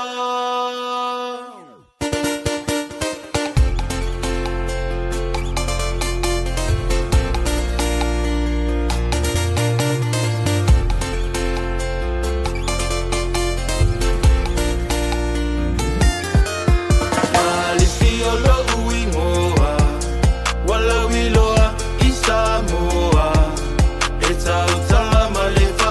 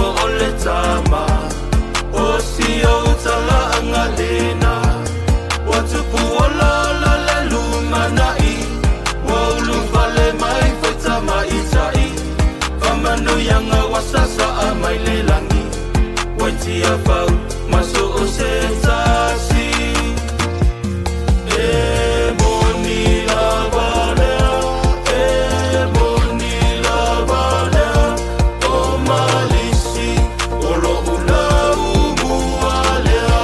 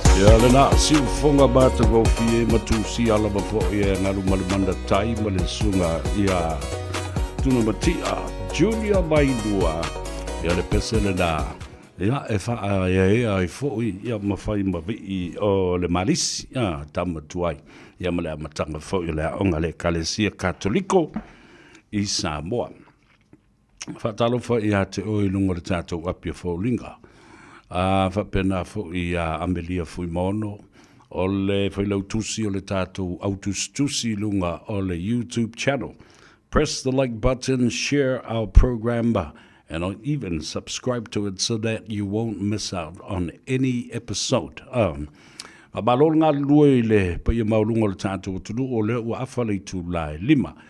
O la lauta ua e wha pepe tuli tuli, tālu whalava malol soi fua mbia, tofo i pupu pali i se fita, ya Owen Maelopa talo falava malol se fomuia o to umalava o mafuta mai lunga le tatou apia folinga ma le tatou YouTube channel ma live stream ma le Radio Samoa fa malo ya te oi ngaruenga ma tiu te sa faile nei aso ya ma ilato o lo sa fa ia e momoe ko ka mile foilunga ya ko fai le Facebook ma le YouTube Rovida Matautia talofa malole soi fumria la mtanga fo le dei vai aso nova ai ono ya fa per fo I ya lauta wai fa Peter and Eliko talofa watching you from Swanson Waitakere ya but really lo waso le o mai a tu te mafaiva fo le dei aso tua sao talofa lava malole soi fumria uso ai le ya auto umalava e alu le aso o si Kelly Heather, talo for Kelly, alo le so ifu mria ya te oi ino sia fatumiti soli o e moni Samuelu, alo le so ifu mria Marietta P, Jacopo Ioane, ya famoi se toi tu mai tasial numera savia. o le insure, o le insure le te mana o iai, nela matu numera le insure, sunga ya Matt Luatua, o le o lua fitu valu toluiva tasi fitu tasi fa. O lua fitu valu toluiva tasi fitu tasi fa. Sunga ya Matt Luatua. Ia le na, numera le nali ya gopo. O fili mea le lei toni se nona, ia whapea fo i sina leo. O fono leota, talofa lavali fono, malo le whaalinga, whaasua mele aui, talofa ma brother, o le vaso e le whi loai, ia o mao ma vaenga, o le telenga ia langa aia, ia po le sunga fo ia taupa u, fetu lele, ia taupa u, ia male, siana mana mea ia tiuli, ana malo ngā lue langa ia taupa u, nei fo iaso o triple whamausili, le au a senati, io e tangu fia tufa le tātou Polokalame, tele io mea Maria le a tātou talanofo. Iai, Lee Federica, ia whapea foi ia Lucilla Tinei, whatalofo e le sunga le toina, ia fui ava Tuyoti, ia malefalitua, i nā ne pitanu o Mangele, Louis Conwa Yu, TS, o alofa tiai, la nela kia i lo alofa sunga, ula leita vita tu inga bala, ia whapea foi au tu umalava lo ma futamai. Le sunga ia le alofi, talofa li le lofi, Sebastian le lofi. O le whai mai ia le tele o tangata i e te au savea. O e tilo ane le malanga ta milo le nao anu atu a le sunga li moni ia whapea foi ia le tau wha pole fionga fo ia sola ma le malo ke ne te sio whatu i le o waba ia tu iai. I le malanga ta milo leo a whaatino nei. O se mea le lei, io e. Awa mana tua fo i. O le tele au mea le HIPP. E le sāwa vati. E tasi ale me whalango lago ia i aso. Whe mai e tau tala ngā ruenga. Na umalo leo na tau tala o ngā ruenga. O mai loa. Ua taito o lima, taito o ono, taito o fitu, sui e tāmu mo e ile i tu malo e tasi. E au noa ma le whetu tu na i o lātou mafau fau. E amana ia ai i le toi ina o tuila e pamalana fautuanga na whai i ai. O e tala noa, whai ni au tau whiutanga inga le lei. I leo se me le lei le to ono to fitu. E te tau ona to tasi se o tau. Awa o le mea le nea lei o na ta apele palota. Ia ana o le tasi se sui o le whatuatua i le atua sa mua ua tasi.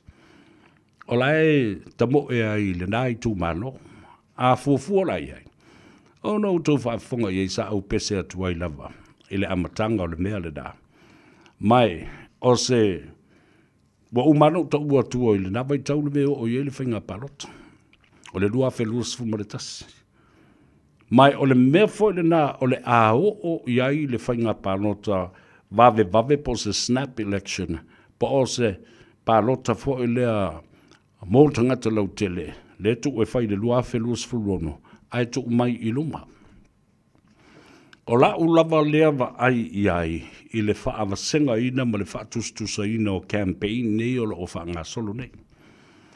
So, i le wala umela tangata o whatu i la le me whai ei, tu e pepe o, o le nā fo ua whata i tai mea sa whai la uli la tō ma le whatu tua i le tua sa mō o tasi, o le o toi no whanofo nisi, i le ofisa, o le o toi ei nisi e whata li tali.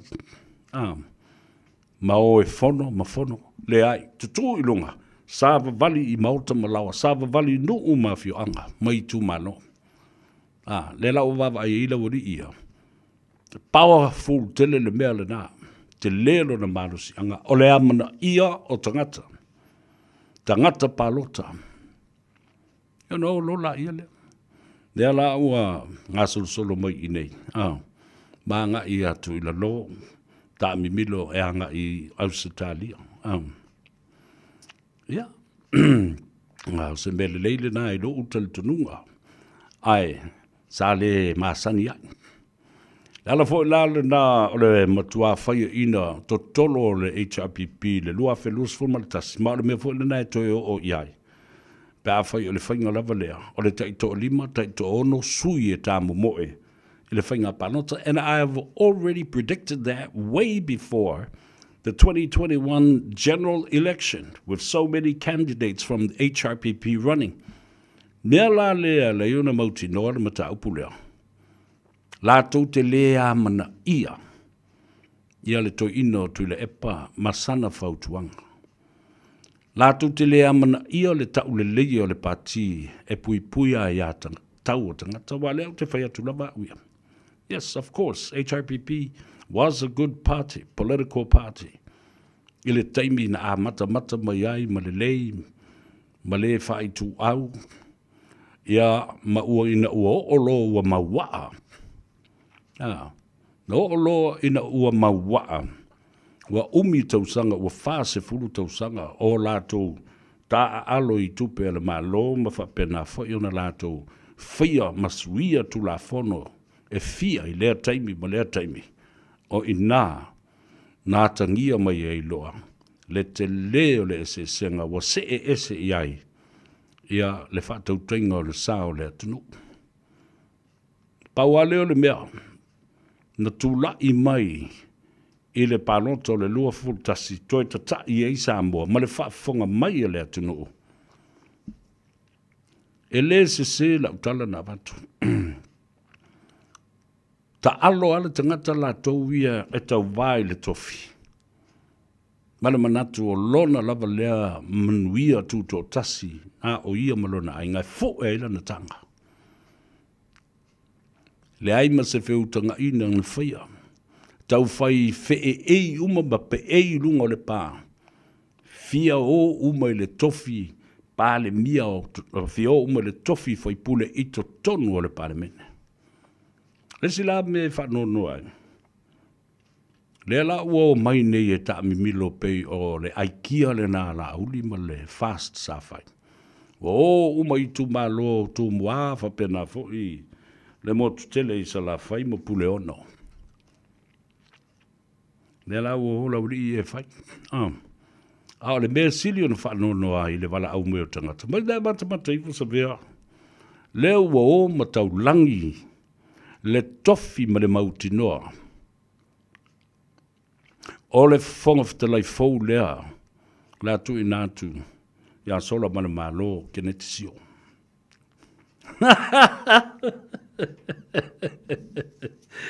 Talo fai, e wo mataulangi, ua pei lava o le mea o lea, ua feo ai, ua moni, ua uma o na tofia e avea. A fai. Ua utou fai tau wha moa aile i fufua, toi tepa i tua.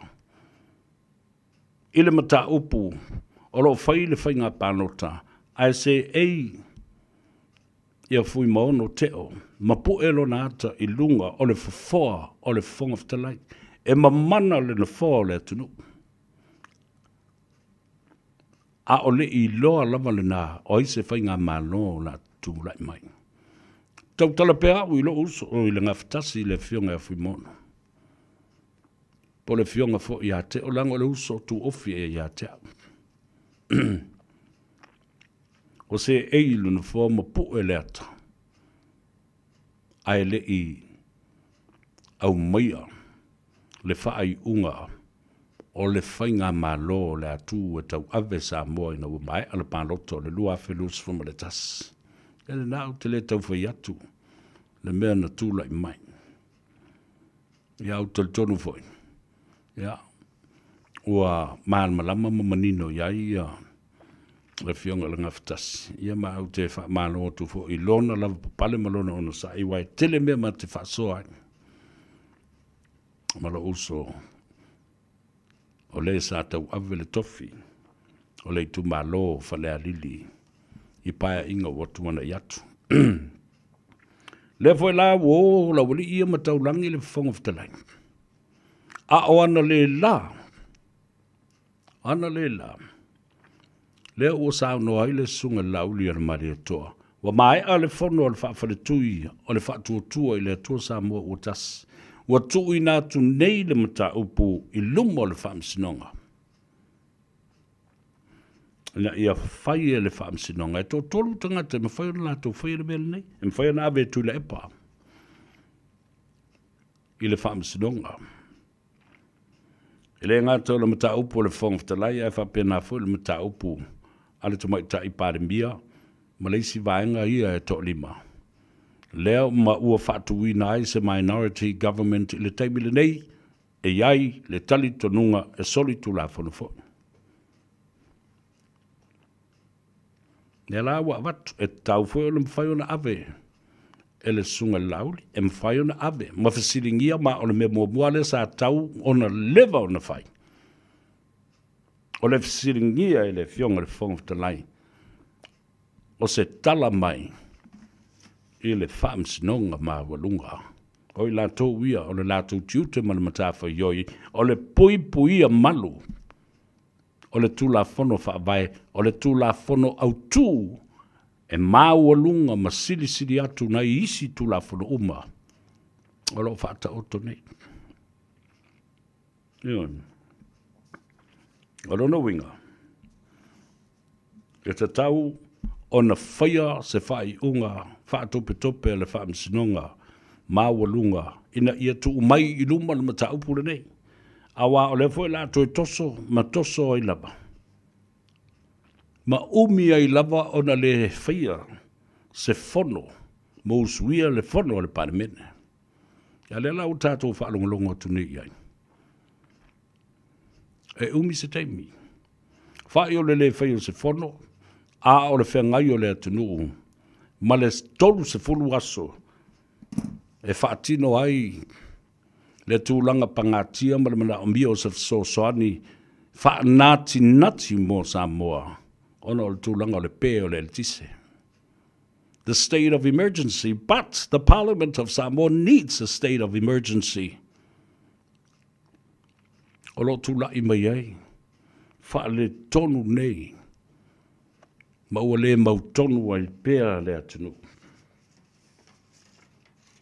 Vai aso na se i mawai atu nei na wha leo ai le langona o tu le epa.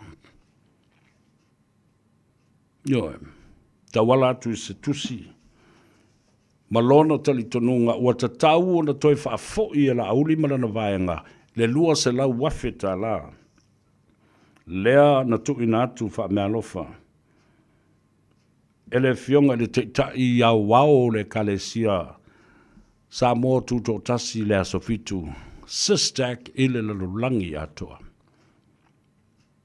Matua i atangia i lawai i Samoa. Le tangi mi milo atu le epa ua pei ua whaatusa, au te whaatusa, i se tamai titi masona winga, ua ai meo ma ua ai ua le maua sana vaenga, mai le lua se lau afe lea, ia po ole, le kale sia fo i asofitu. Ale na watu fo i el se lau afe, so soani le misela, le whaalonga sesi, i se tala talanga ma se auru i linga le mea na whaonga i nā tupe. Ale la ua matua tangi au wewe, mai o lana whasilsilanga le na lau ai, ma le pepelo, ma le pio o le teitai o le kalesia. Le fionga, ia pastor ala i moana Willy Papu. Ise le matanga. Ise le matanga, ma le wha maasi asi tangata. O winga nao me o tangata pea, o ina wha li liu, ma wha tustusa, ma wha leo wha pea. Awa fo i, ea oe te whaalele.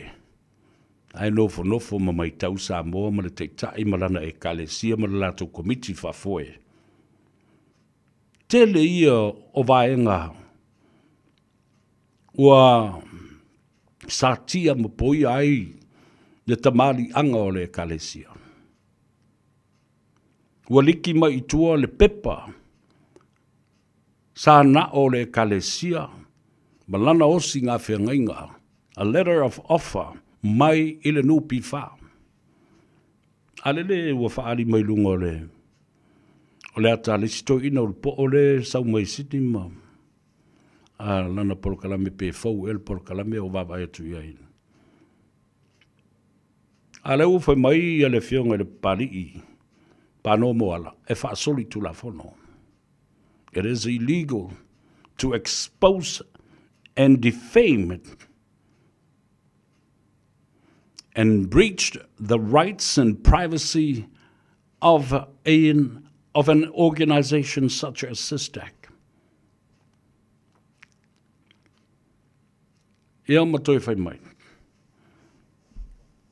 O le company le nei. O se company na so loia matafi e sea. Mai wha maunga a le Charitable Trust po le Charitable Services a New Zealand. Ma o le mwhai e ona toi tali aina ni lantou talo sanga mo grants mo mea whapena e viso sonia i tangata. Ia mana tua le leila. A whai e iei se whai unga whapena se li poti na whai e New Zealand. O la fo i iei le la le SISTAC i tonu o Samoa. Ma o lona lava ia tala whaasolo pito le lātou vāna nofo. Ma le pūlenga ma le komiti whaafoe a le nupi wha o loo mamā le whiangainga i le lātou vāna nofo. E le whato a tasi fo i leo na no tupe le ka le sia aso fitu tu to tasi o Samoa i le nupi wha. Na mai a fo ino tutongi isi a lātou no ngā tupe. A o tutonu fo i le nupi wha. O loo lima te ina. Ini tula fono whaatasi ei mini whainga whamai. E mana i le tātou malam lamba i le mbaenga lea. Talo whai le kalesia, o leo o whalongolongo atu nei. Ia o fo te mafuta le lei le toina. Te tai au au le kalesia ma le whalitua. Ma le tō telefoi o le lātou pōlenga. Leo walau manu ia, ai ua whaa mautinoa mai, le whaatua tuanga, o le a avele mata upu i le tulafono le ngata, i nei, ai whapena fo i Samoa. Ono onisi o Polkalame ua lātou whaonga ina. Your documents nei that meant to be for their eyes only, private, and also confidential. Ia lele ua expose solo atu lunga le media. E mautangata nei ma le lātou talitonunga ma le mawhauwhaunga. E tāua loa ai a lātou Polokalame ma lātou whaamtalanga, or the credibility of their programs and what has been exposed and said. But it's illegal. E le whaatanga ina e le tūlafono. Le whala ua popole iai ia. Le nupi whaam le te whono ma le komiti whaafoe. Awa o leo wa fia tuai mai lato i le tangi le ekalesia o le SISTAC for breaching privacy and confidential information that was supposedly for just the two partners. Ei tu la fono al nupi fa. O lato whainga wha vai.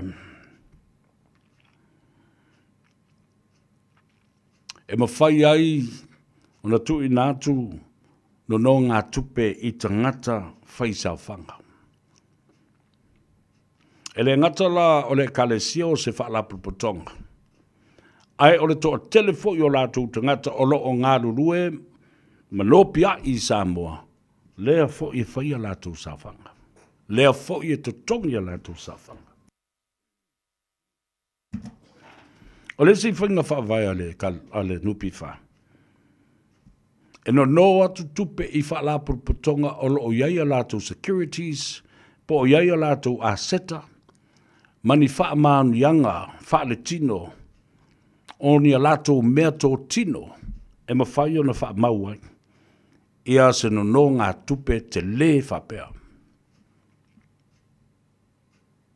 Dea lawa umo na tala mai e le fionga, i le teitei whono le sunga le pari. A o lātou tala noa, ma whaasoa mo le fionga a whaumuina. Po le sunga le pātū. Lance Polu. O le si vaenga tā ua tele. O a, tu la whono, What are the lending policies ale nupi whaama ana whainga whawai i olo tanoi? E te tau o na lava a seta asi whaalapu putonga. Po se company e mawhai e o na secure leo whainga o se tupe. La tau te no atu le na company. And these are seen as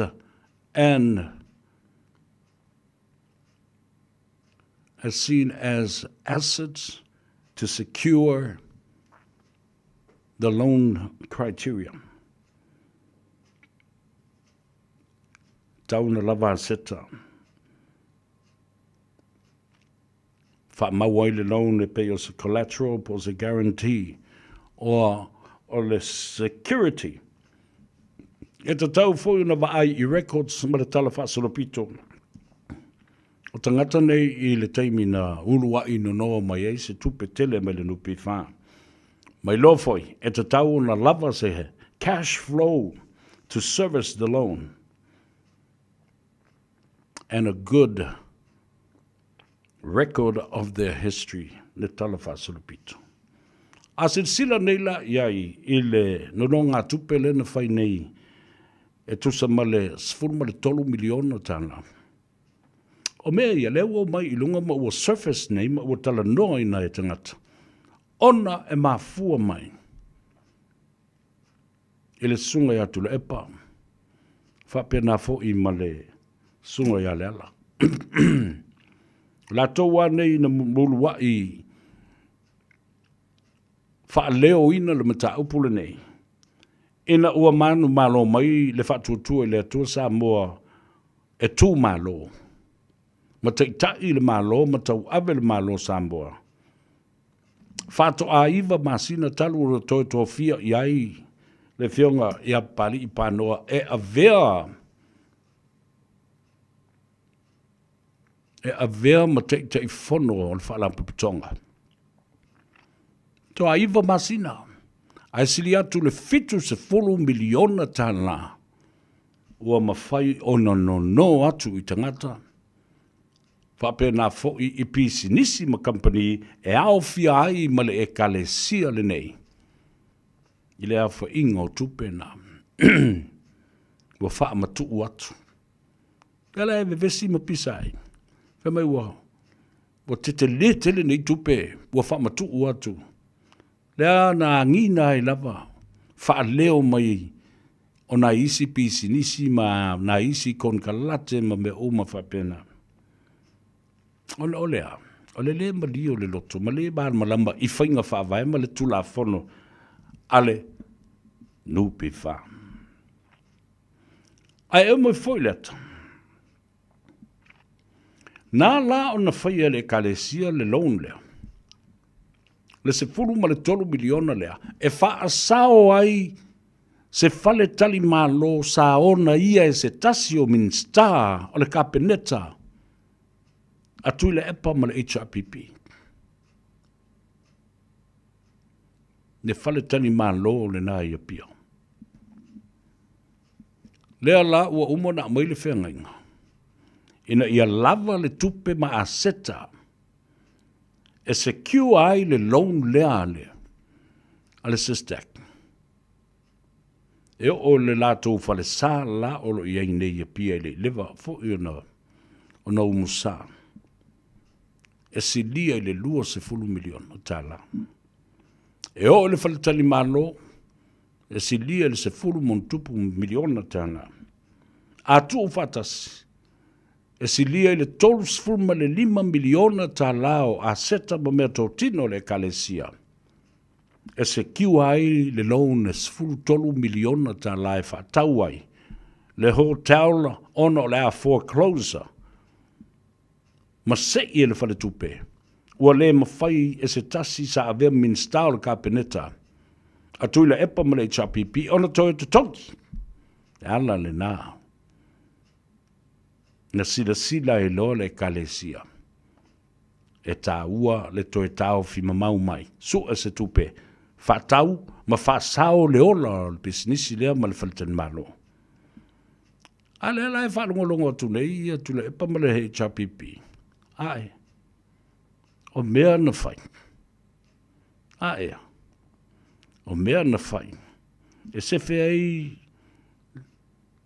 le ua o le si mista le na na ia le. E whantan malo le a le chapipi.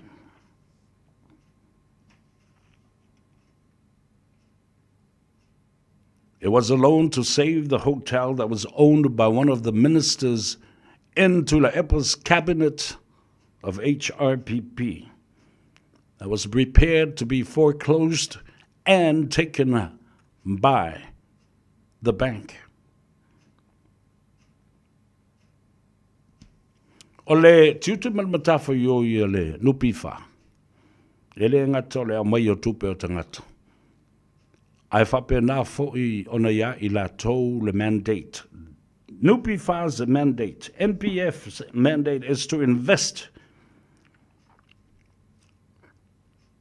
the money from all their financial members. Ia mai la tau whainga ruenga ma whai o la tau sa whanga. Ai la tangata ia ua la tau whaia lea ngā ruenga whasori tu la whono o le whaasala lau ma le whaasila sila I lunga o le api o whauringa mā la tau polo kalambe e winga le mata upu lea a le nupi wha male e kale sia. They are confidential and private information. The exposure of the letter of offer between the two organizations or the two parties, NPF and SISTAC, was illegal. Tala sa ole tala le na.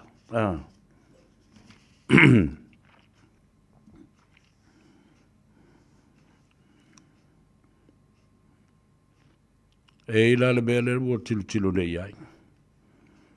Ale ole se tasi mai te tonu le au whainga alwenga ale nupi wha. Ia po se tasi fo'i mai ile e kalesia aso fitu. Ia po sesi fo'i a wala whaasoli tu la fono na laia na maua e tangata le tusi lea, the letter of offer. Now I've said it before. SISTAC is now threatening to sue whoever leaked that information and exposed that information on social media and whatever platforms and any programs involved in the leakage of these information will be sued and held liable for defamation. Mana tua fo'i. Na tustaru sanga ma ave ele au whainga ruenga. Ale nupi wha. Le wha sea ele komiti. E winga ia pānoa. Po le sunga le pari tele. Ina ua wha ato a pale mai a vea ma teitei whono le nupi wha. Whai mai e ese ia to i ngā whainga lea ua whai nei. Ua tele tupe ua wha matu uatu. A o lea na mulimuli ta I lava. Le teitei whono.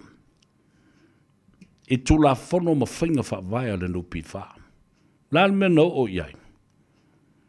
Soli fo I ele au whainga ruenga, protocols and policies I tonu o le matanga ruenga le nupi wha. E iai stepu e anga I ai. Ia lātou talanoanga ai maise o le mata upu e tula I mai e whasiri ngia ai le teita inga. I ai le fua. A o le merna whai, soli le tula whono, ma aia inga o whainga whaavai, ai o sa o aistangata o le whiunga le minstau tupe. Ma abe e ia lātou whaasea, whaata oto atu le minstau tupe, e ei whainga whaavai, tau te leo mai I nei. Tau te oe ave le CEO, ma le pule whaata o mai la ia lea. I le komiti whaafoe. And you guys sort out that mess and that problem. There are policies and protocols that you need to follow.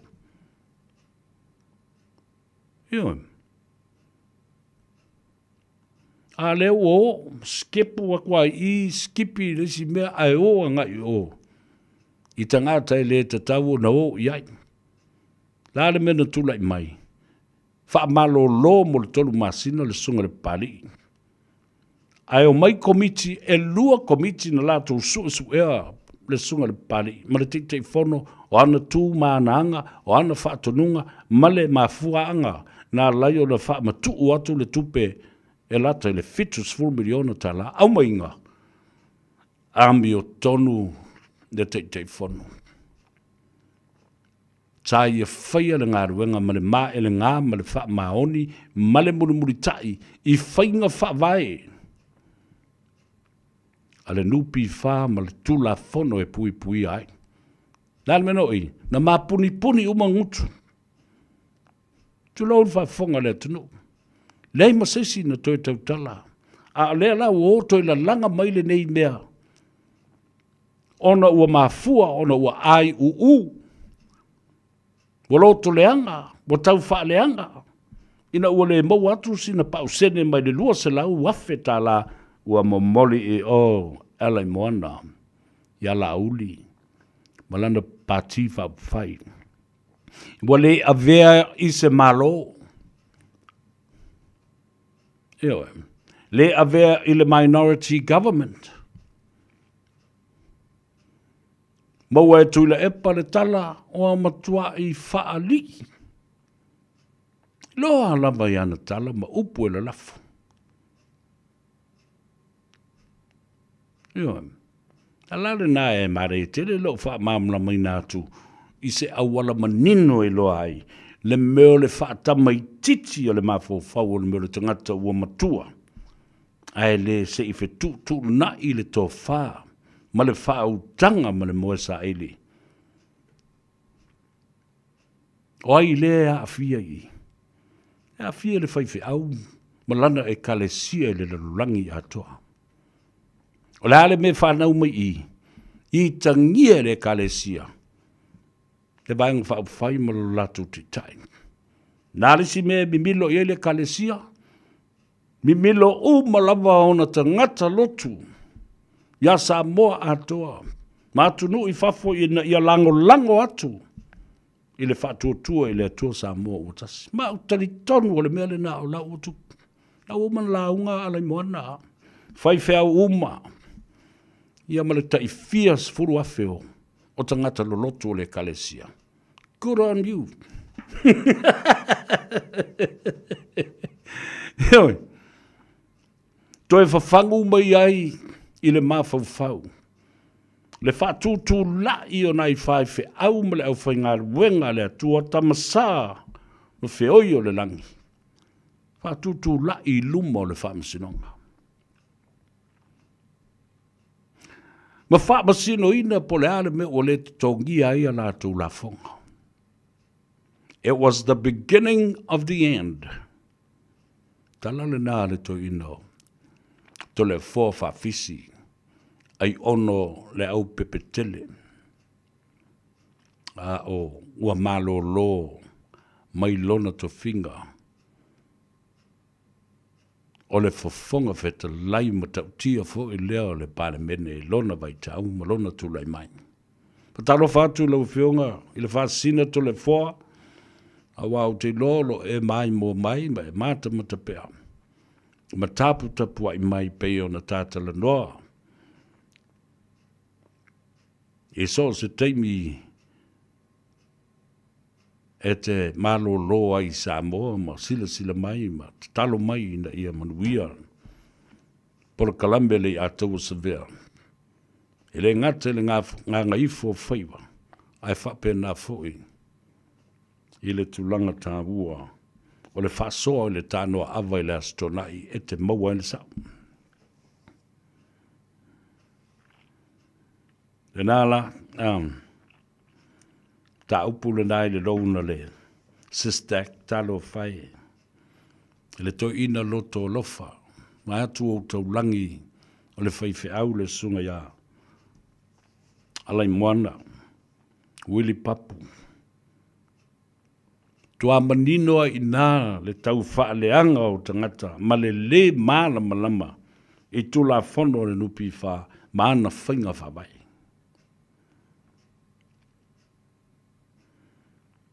Talo whai. Tula epas demand that Laulian fast return the $200,000 to pay the NPF loan arrears and debt of Sistak. That's how no le fionga le te fono sungal palitele. NPF Polenupi Fa is safer than ever before. Olo malutia ma pui malu, ma ufi malu. Ana aseta olo ia nei e tusale ma le tesi ma le lua biliona. E leo se miliona. $1.2 billion in cash and assets. Aia, le whamatu uatu o le fast food ma le $3 miliona tā la lena se whai ei pidi o ta maiti a te sema. Mai anu wari o le amatanga o le tausanga le nei. Na o polofiti mea i o lo maua mai. Mai o le tiute ma le matafa ioi le naha le nupi wha ma le fionga le te whono ma le komiti wha foe. Sa ili a la manuia. Pisi nisi la tau te iloa e ma vave o na tu ina tu e mi wha ma tu o tu e no ngā tupe. Ai wa uma o na wha tu tuaina ma whaia i eisu a suenga. Ia lātou a seta e wha mau ai le no ngā tupe. O le lātou marusi anga e toi to toni ai pe meni o no ngā tupe nei. Ia ma le lātou tala wha solopito e winga isi no ngā tupe na whaia i le lumanai. I le teimi ua tuanai. Ia. Malolo ele ina Sema se teimi e matua malolo le e pisa fua lava. Nei se fe au sisi I tupe le sistak la tau e ma la tau me o lo fai nei. E leo ni mea fo I e o mai e wha matala mai I tangata. A ono o leo ua tā ua. Ia le nā. A tolo pulo I le manino ma le malama anga le lei ma le manino. Na wha soa mai ai le te whano. Vai aso fau.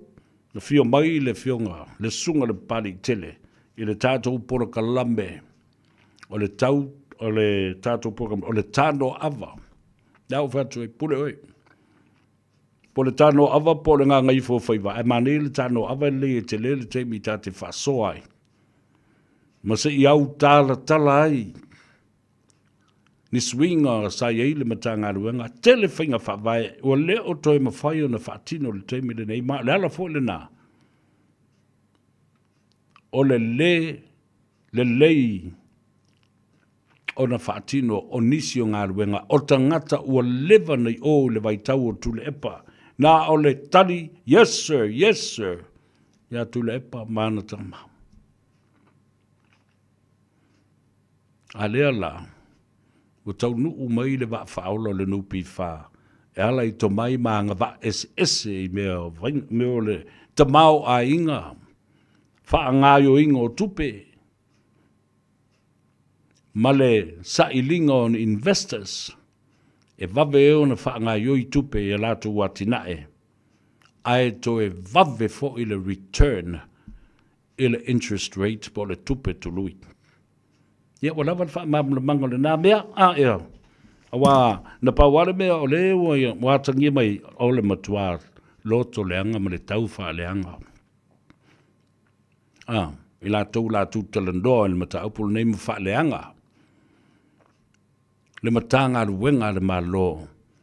O lo o sa ili I ai le tō wha a le au puputoa e malama lama I mea tau economy male ta mau ainga ina ia manuia le tunu. Tangata o ma whai sa whanga. Whaatasi ai ma pisinisi ma company, le la uto whaalongalonga mai ai. Ile 11 day ana watuela o whaasea e tusa ai ma le tula whono le na whai nei e le pūlenga o le malewa lele. I le tau fia le masiaki ta vale umai ulu fale I tonu. Mafafo mai o le malewa lele. I le tele o le teimi I alu vale ai. Ai le fai leo leo e fai e skulati. Ai le ai se tu la fono ta mau na fai mai le pale mene pasi ai le mele po se departmental policy change. E le saunga le mūtangata. E soli tu la fono. E whaalu ai le taimi. Wa leo mai leo wa uma o na whaatauto ina la tau te whaia le suenga. The personal random inspection of each vehicle. But it will cause disputes and even physical violence between car owners and the securities. Wa vai lewa mai meo skulati. E mai fai. Le ai so la tau a o onga. Le ai se la tau tautonga. Whaau uina. Oni leo la tau te whaia le ngalwenga leo. Le lava na ufoi atu. This is illegal. Wa vai mea o iai yesu suenga ma. Whai ei le pule le tangata la tau ia. A ua umana mai ei le tusi. A le fionga le tamaitai I Loia City. Tau file mea le nai le ise tu la fono. Mai e soli tu la fono. Le tau fia. O ni mea tōtino ni tangata ma sua ina au norma se search warrant. Le ise pepa whatanga mai le court. Pole le stalo whamsinonga or a judge. To randomly search somebody's property. No te talo tu ai taro sia au i ni tangata e whalongolonga mai e mara malama ia te tau. Soli e male ia te tau o tangata. It was a one-off random act. Tēna whapai se la umalosi po la lava po la le me. I le whape o la whai ia sa umua koe whinkau ngā whanga I olma le walele.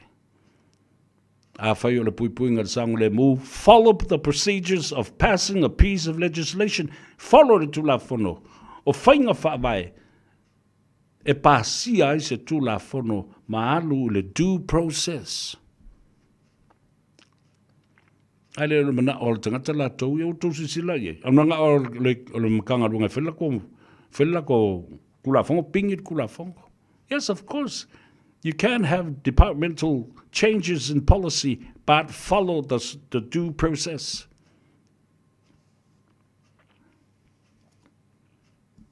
Airport authorities stopping inspection of cars entering Faleolo Airport is now being put aside and stopped because the Attorney General has advised in a letter it is a illegal practice. Bania. Tau nola uli, leo te babao. Tātou se e atu le talo le tupe, alo na winga tātou se e talo no ina le talo le tupe. Whatoa tātou to e whono ala, pēa whai o iaiuni le tala whatau le tupe. Ai ao atu iai. Ai le pasia le talo le tupe. Ia wa toi whātū fo I seisi lafo. Ai talo sia awane I o iaiuni. Ai le ilo tea le mata upulea. E ilo ai. Le toi iai o se pāti e tutu ma whaalango iai. Fia me ma leisi vaenga e to lima. Ai te tau o na tali ma iai. Ma watu le application na le phone te lai. Ala fo woi loa la avel fam sim city. Na woi loa ai tula e pa. A lea wa le pisa le I lava. Watu ua I lava whapea. Watu u whau whapea.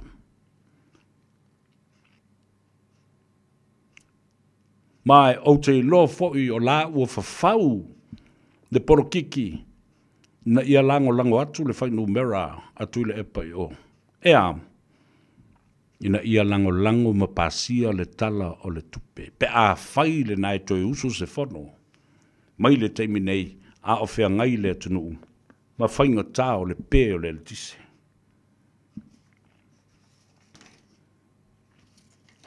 La tātou wō, I le maroronga, na manisi fo o tātou whasisilanga tā ua, whapi sinisi ia e te tau. ona ave i ai le whamuamua. Ia matatu i malakako pese lea.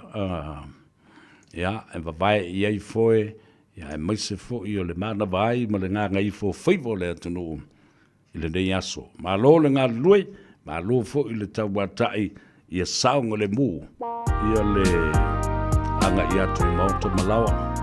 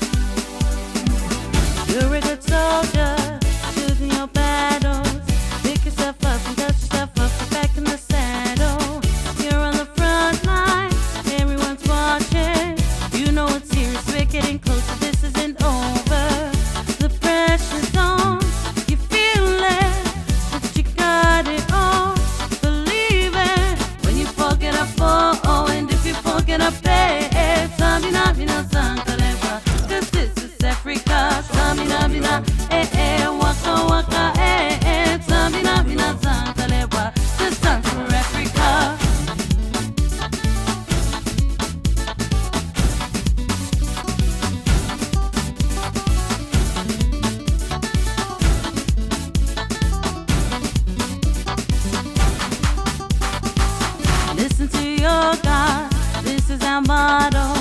Your time to shine, going ain't lying, your mama's so dodo. People are raising their expectations. Go on and feed that this is your moment, no hesitation.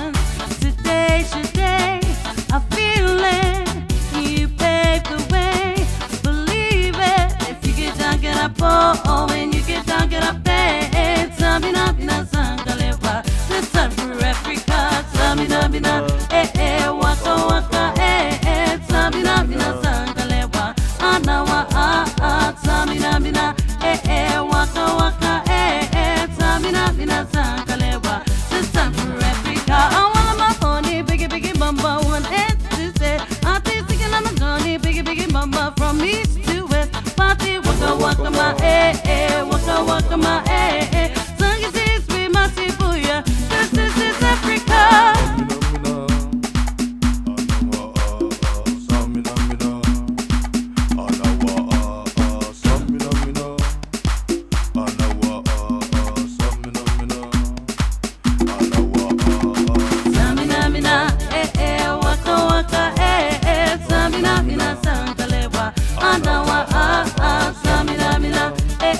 Waka waka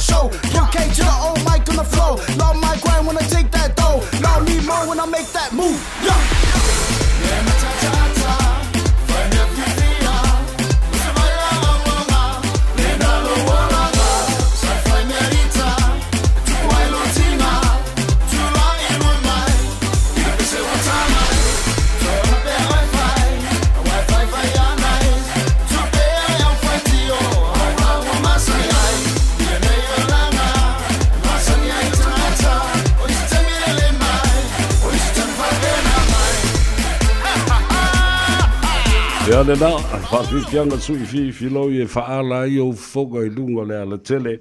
Ia ai uanga I atu le whale. Tā pena mai e le tina mo I la tau e masani. O na ngā sese ia tau mawha.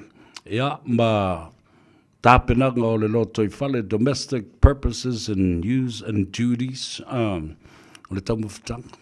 Tali I le sua au tau ia. Ma tā tau ia sa ngā lulu le dei aso.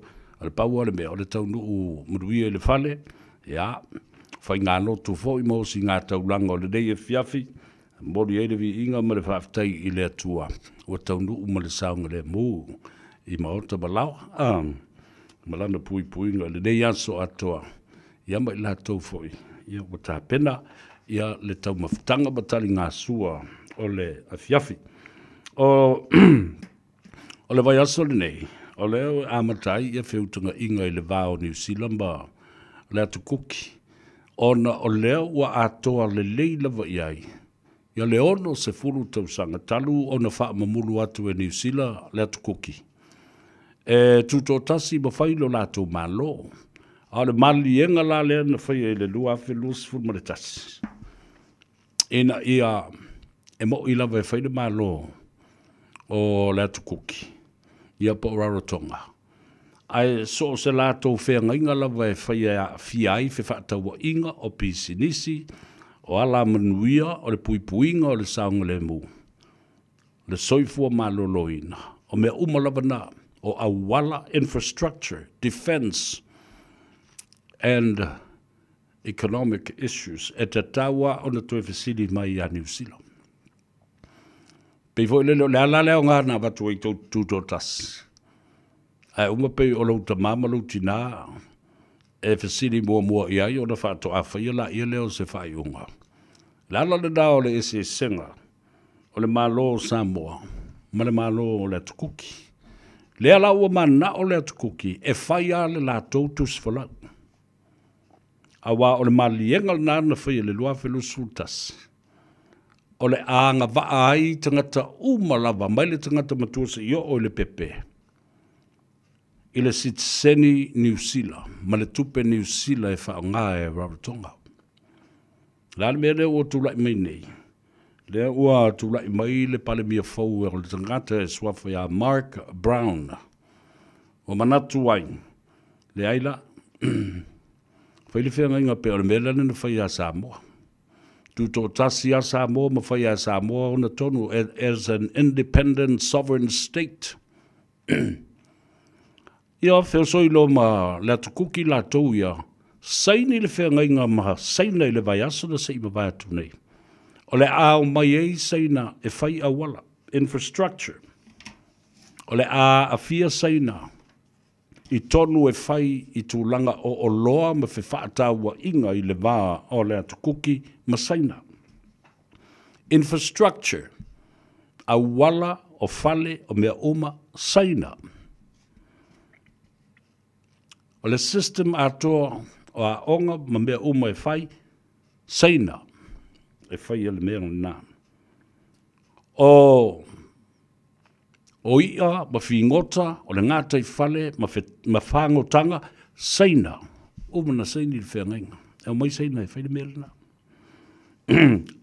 Ocean resources such as mining and oil drilling. Umana whaile whengainga. A mana o saina e mai e eli ma suatia le alititai. Ina ia suepe o yaini minerale po ni aulo po ni a rio po a lava o pe nina. Ma sue ai pe mo waise swa u. Ile tala whātaima o ngā sami o le tukuki. Whaatanga saina e o mai. Ia au mata loa ile ina o le to ina. O Winston Peters. Lea ua sui pare mia nei. Ma tua I tō tā mai al te malo. Whapena fo I Christopher Luxon, ma David Seymour. Ai leo popole tele la I David Seymour, marapati o le act. Langa fo o lai whaali I David Seymour. I le tali I na ele pale mene o New Zealand. ia lana talo sanga ina ia matua sui atoa principles matula fono o le Treaty of Waitangi po le tiriti o Waitangi. Lalal me le watula mai. Le ua vale whangatia e le vā o New Zealand ma le atu kuki. Mana o le atu kuki ia ato toalo na tuto tasi whaila na tusfolau. I le toi fia whewa i le tusfolau o New Zealand. Whaile la tau tupe. E le toi mana na o le New Zealand currency. Whaalango i a seina mō te mau a inga. Ia ne mea tonu ale nā o le tātou te tau mawhai ina ia pui puia o tātou loto i whale, o le tātou te mau a inga, o tātou ele ele. E mawhai o le whai i whea inga. Ai ia manatua, ia i la tau o lo ia i le malo. Ia matua ilo le lei ma le manino. E le a apa mai le liba malosi, oni whea ngainga tātou te o sia masaina. Pēla le mele le ua mai leo sena, o sau soli senga i le. Ina ua tātou whatanga ina ele ai se visa e mwhai una toi o mai. E toi apalai ai. O mai mo le tolus fulu aso po le tolu masina po le alawa, po leo kupu ako me whai. It is a dangerous president. Why? It's because we don't know how these people will react. Awala to me o le awhai nei. E le lavani o tātou leo. E turi mata i ai, mawawa ai, matau muri ai, po ala ko me e whai. Ia e whai mai, o mai e la o mai le tupe i tono le atanu. Ia la o mai fo i le nto wawa. E seina le lei. Eno mai nere i seina ia whai pisinisi o mai no whaatasi mo le teine Samoa to tasi ma whai umai o lātou. Tus whalau Samoa mo lātou citizeni Samoa. Ona o fo ila ia lea loan mai le wha i le 5 miliona lea na whai nei. I le whaaputu ngā tupe nupi wha. O lona winga. Sa wha maria ina. Ai a ingo le tulafono ma whainga wha vail nupi wha nā lai fwoi. Ona mamulu iai, ia tupe. Pe iai fo ni aseta, po ni fas fanua. Sa fa o ngā as collateral, ia ma security mole no ngā tupe. Tātou nofo ma mata i tū, ia le mea lewa tu lai mai nei le vāo New Zealand, ma le tama ia tumotu o le atukuki po la rotonga.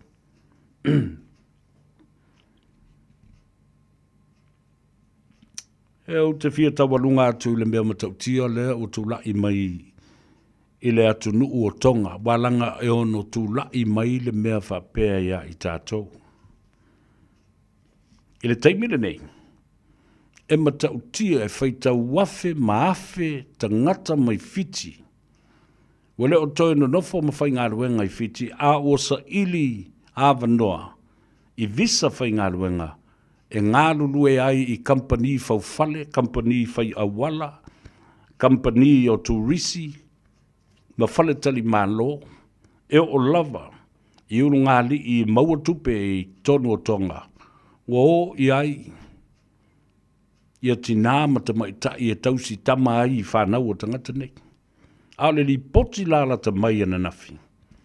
Thousands of Fijians are now working in Tonga, from domestic work, as nannies, babysitters, house chores, tree cutting, construction, road works, labor, hospitality, and tourism. Ngā wanga o mai le wot, ia, tangata Fiji.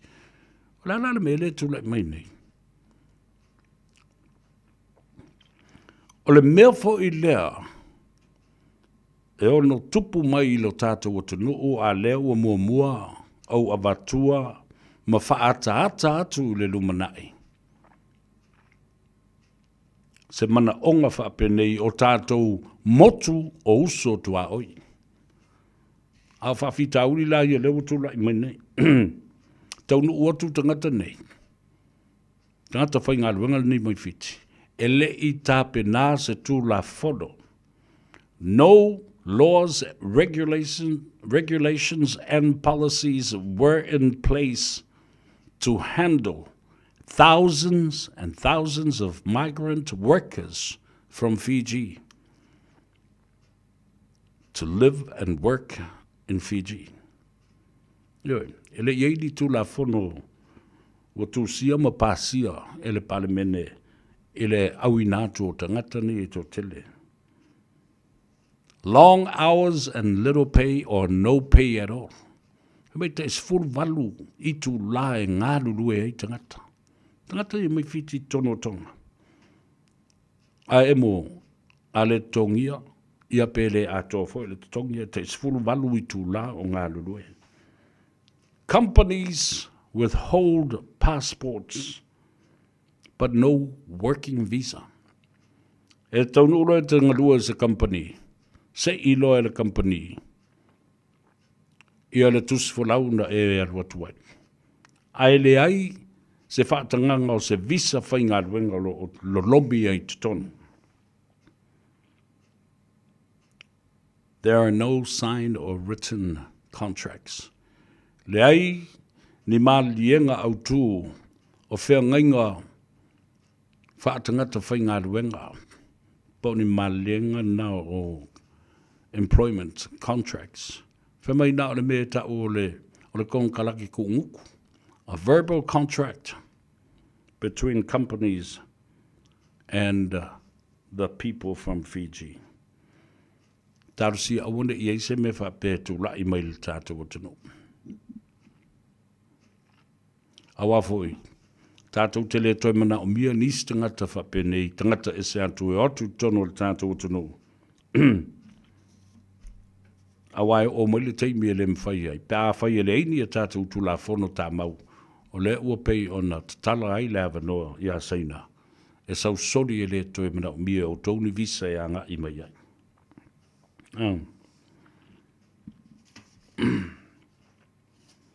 Ia, o na tawa lunga lea. Mana tua fo I o le Fletcher Building Construction will live a tele nei te tonu o Samoa. O te leilola po iei pēr se vaenga la iti o le Fletcher Construction and Building I te tonu o le tātou o tunu. O le vai aso nei, ua mai ai o na whaia le whai unga. A le Fletcher Building Construction I te tonu o Papua New Guinea. O le a ave ese mai le company. Ina ua mai a le fitu se fulu tausanga o iai le company te tonu o Papua New Guinea. Me whaita wafe maafe tangata e ngāru lue I ngāru wenga e maua mai I le Fletcher Construction. Thousands of people will be losing their jobs and people will be migrating and the diaspora of overseas travel. Wawaila ye me ia la tu lai me tonu o le Pasifika la toia. Ma so e ava noa I foi. I isi atu motu tua oi o le Pasifika. Ina ia mata I tu matato tilo pe I mea ia tu lai mai nei.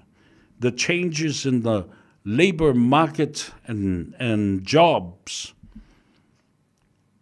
Tu sa lea mele na tupu ia tātou ina oa.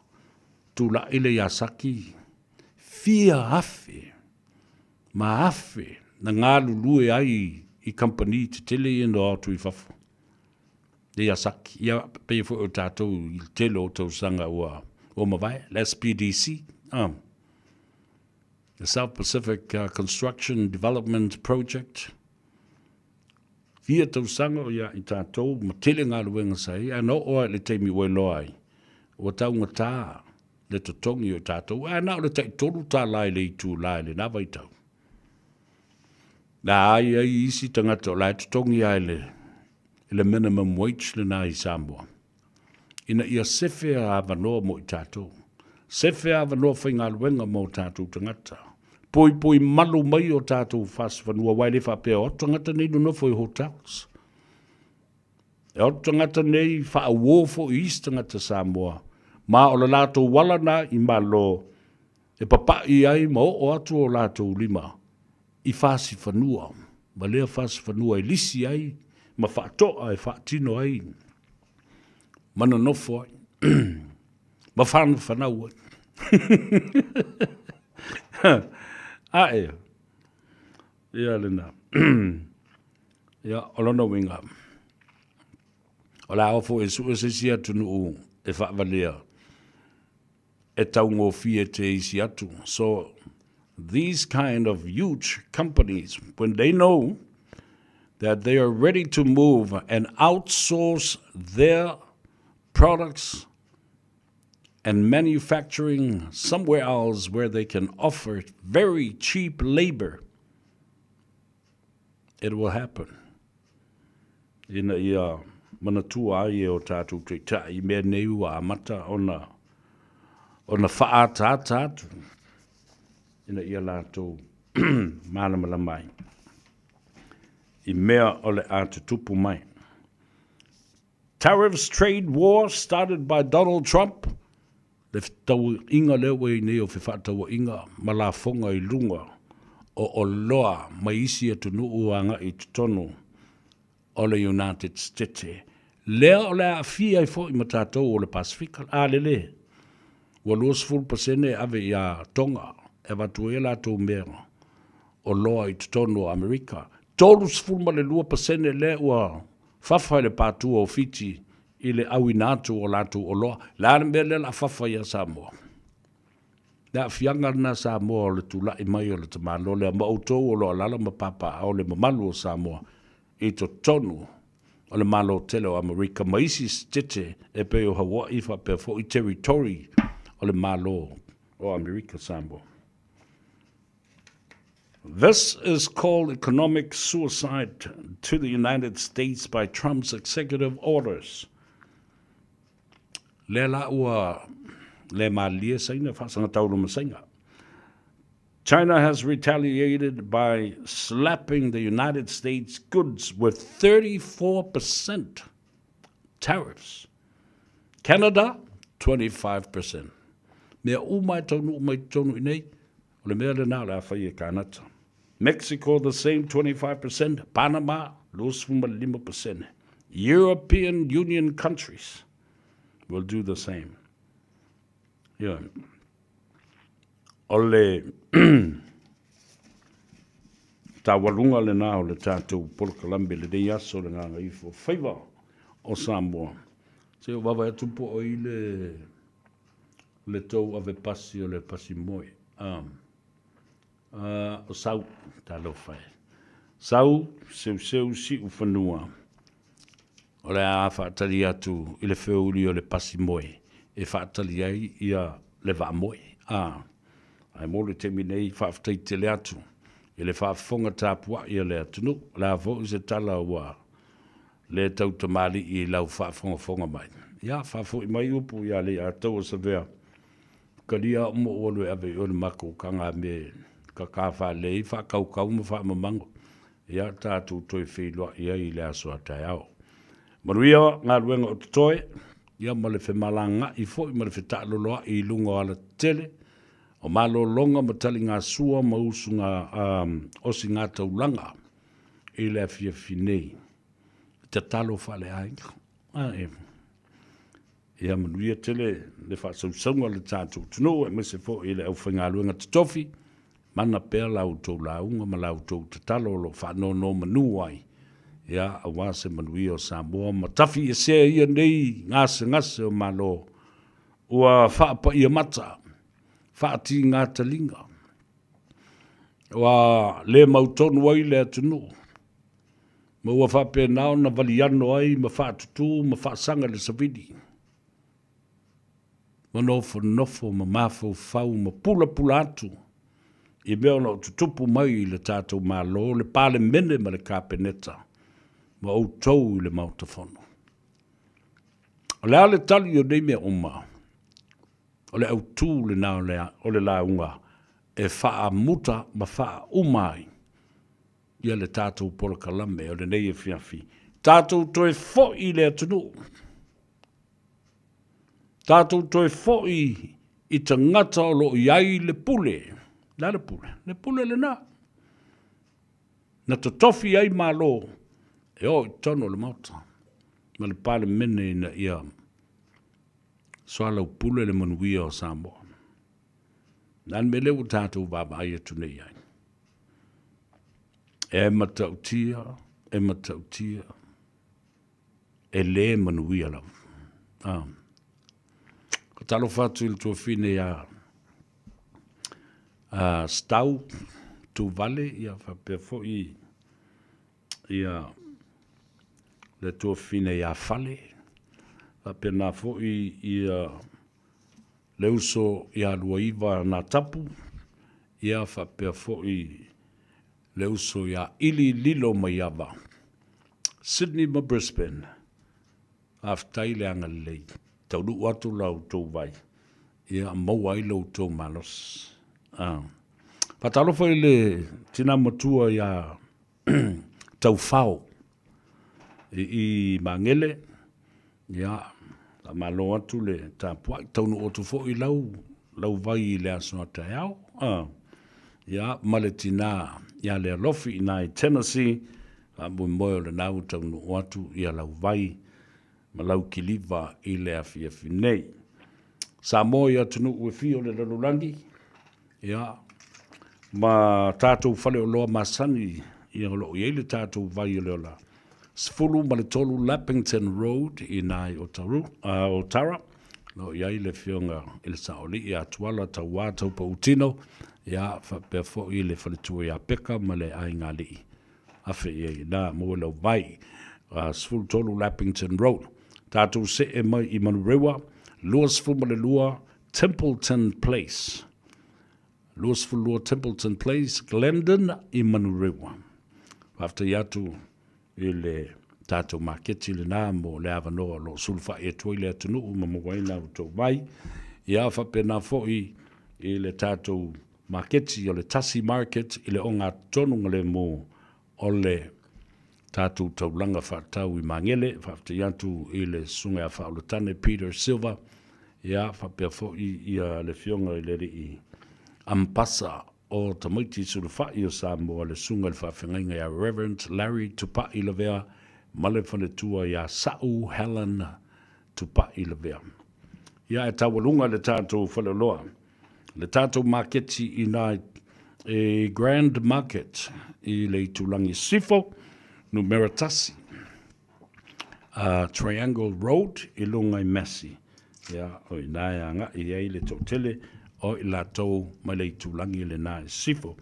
Ia mo i lātou isi atunu o le lulangi whapena fo i whatalo whatu tapua i paongo ma le whaletua ma le aingali i le loi Wellingtone o le nā o le lele atu lau tō pūsa vai i le aso atai au. Isi no whanga le lulangi ato ai ma Australia ato ma Amerika. Wala au le olu o tasi lua iwa wha fitu iwa lua fitu le numero nā le ato o severa. E au ki lani i New Zealand nei. Alo fatu ilo tātou tina, anti whaalavelave. Afa masanga poe la ulu, ia maletua fine pele ia Yvonne, i nai Kahuku, i la ie i Hawaii. Pena fo i lau fionga le li fo mai.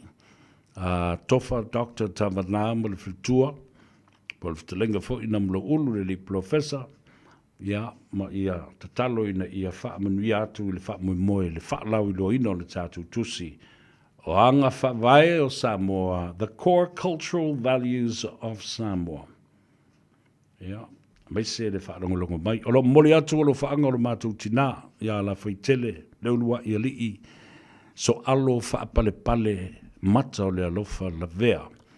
Ia te o lua mal faltua, lau sunga le li fomai, Dr. Tavanā mal faltua, o monga le leina, ia o lo momoli mai i Samoa, isi o mātou tina. Sa whaalongo longo mai, na tapu mai le tātala loanga le asto, na ina se ima vai atu nei, i lunga le Radio Samoa, le Port Columbia le atou sevea, male tā noa ava. Ia le nā. Ola tu outou se tasi o pese a le la atu e pele pese sa vea Ale ia tau sa vea, whaamanuia tuai ia te oe, ia male nei fo I afiafi. Ia mau mafu whanga po whenga ka I e o mafu whanga. Ale usoi, ia nā sauwia, ona ua pau se mea ua o maua. Le nā, ua avatu mo oe I le nei afiafi. Loa I le aso te ao, I le tau nei tu lai whae, se tasi whapoponga, o le tātou pola kalambe, le atou sa vea ma le nganga ifo whaiva o le tanu alofa tele mo oe ia manuia tele le nei e fiafi ma tali ngā sua soifua ma ia manuia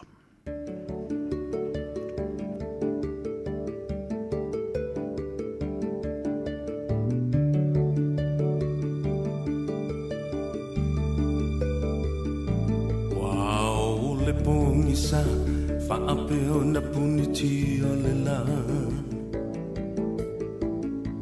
Wow, le langi, o le timu fo I le muta. O fitilo na muenga, wa tofai, paloi mata. Fitilo fa I solo, wa le taua I lona loto. So sauia o le vai no lea e te tau mawhaina Papu mai le pauno Le whaamalu lea ua e laina Ia whaamali e ina Pau o se mea ua o mawaina Whaalango mai I lo utau au e te mapua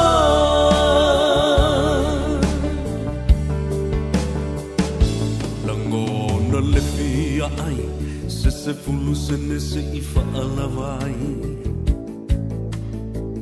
a o se ato whangu pela vai o se papa mafu amu ia la salo wa file mulo na masalo salo se ia lo famai Ola wale mawhai Peu so e sauia O le vai no lea e te tau mawhaina Papu mai le pauno Le whaamalu lea ua e laina Ia whaamali e ina Pau o se mea ua o mawaina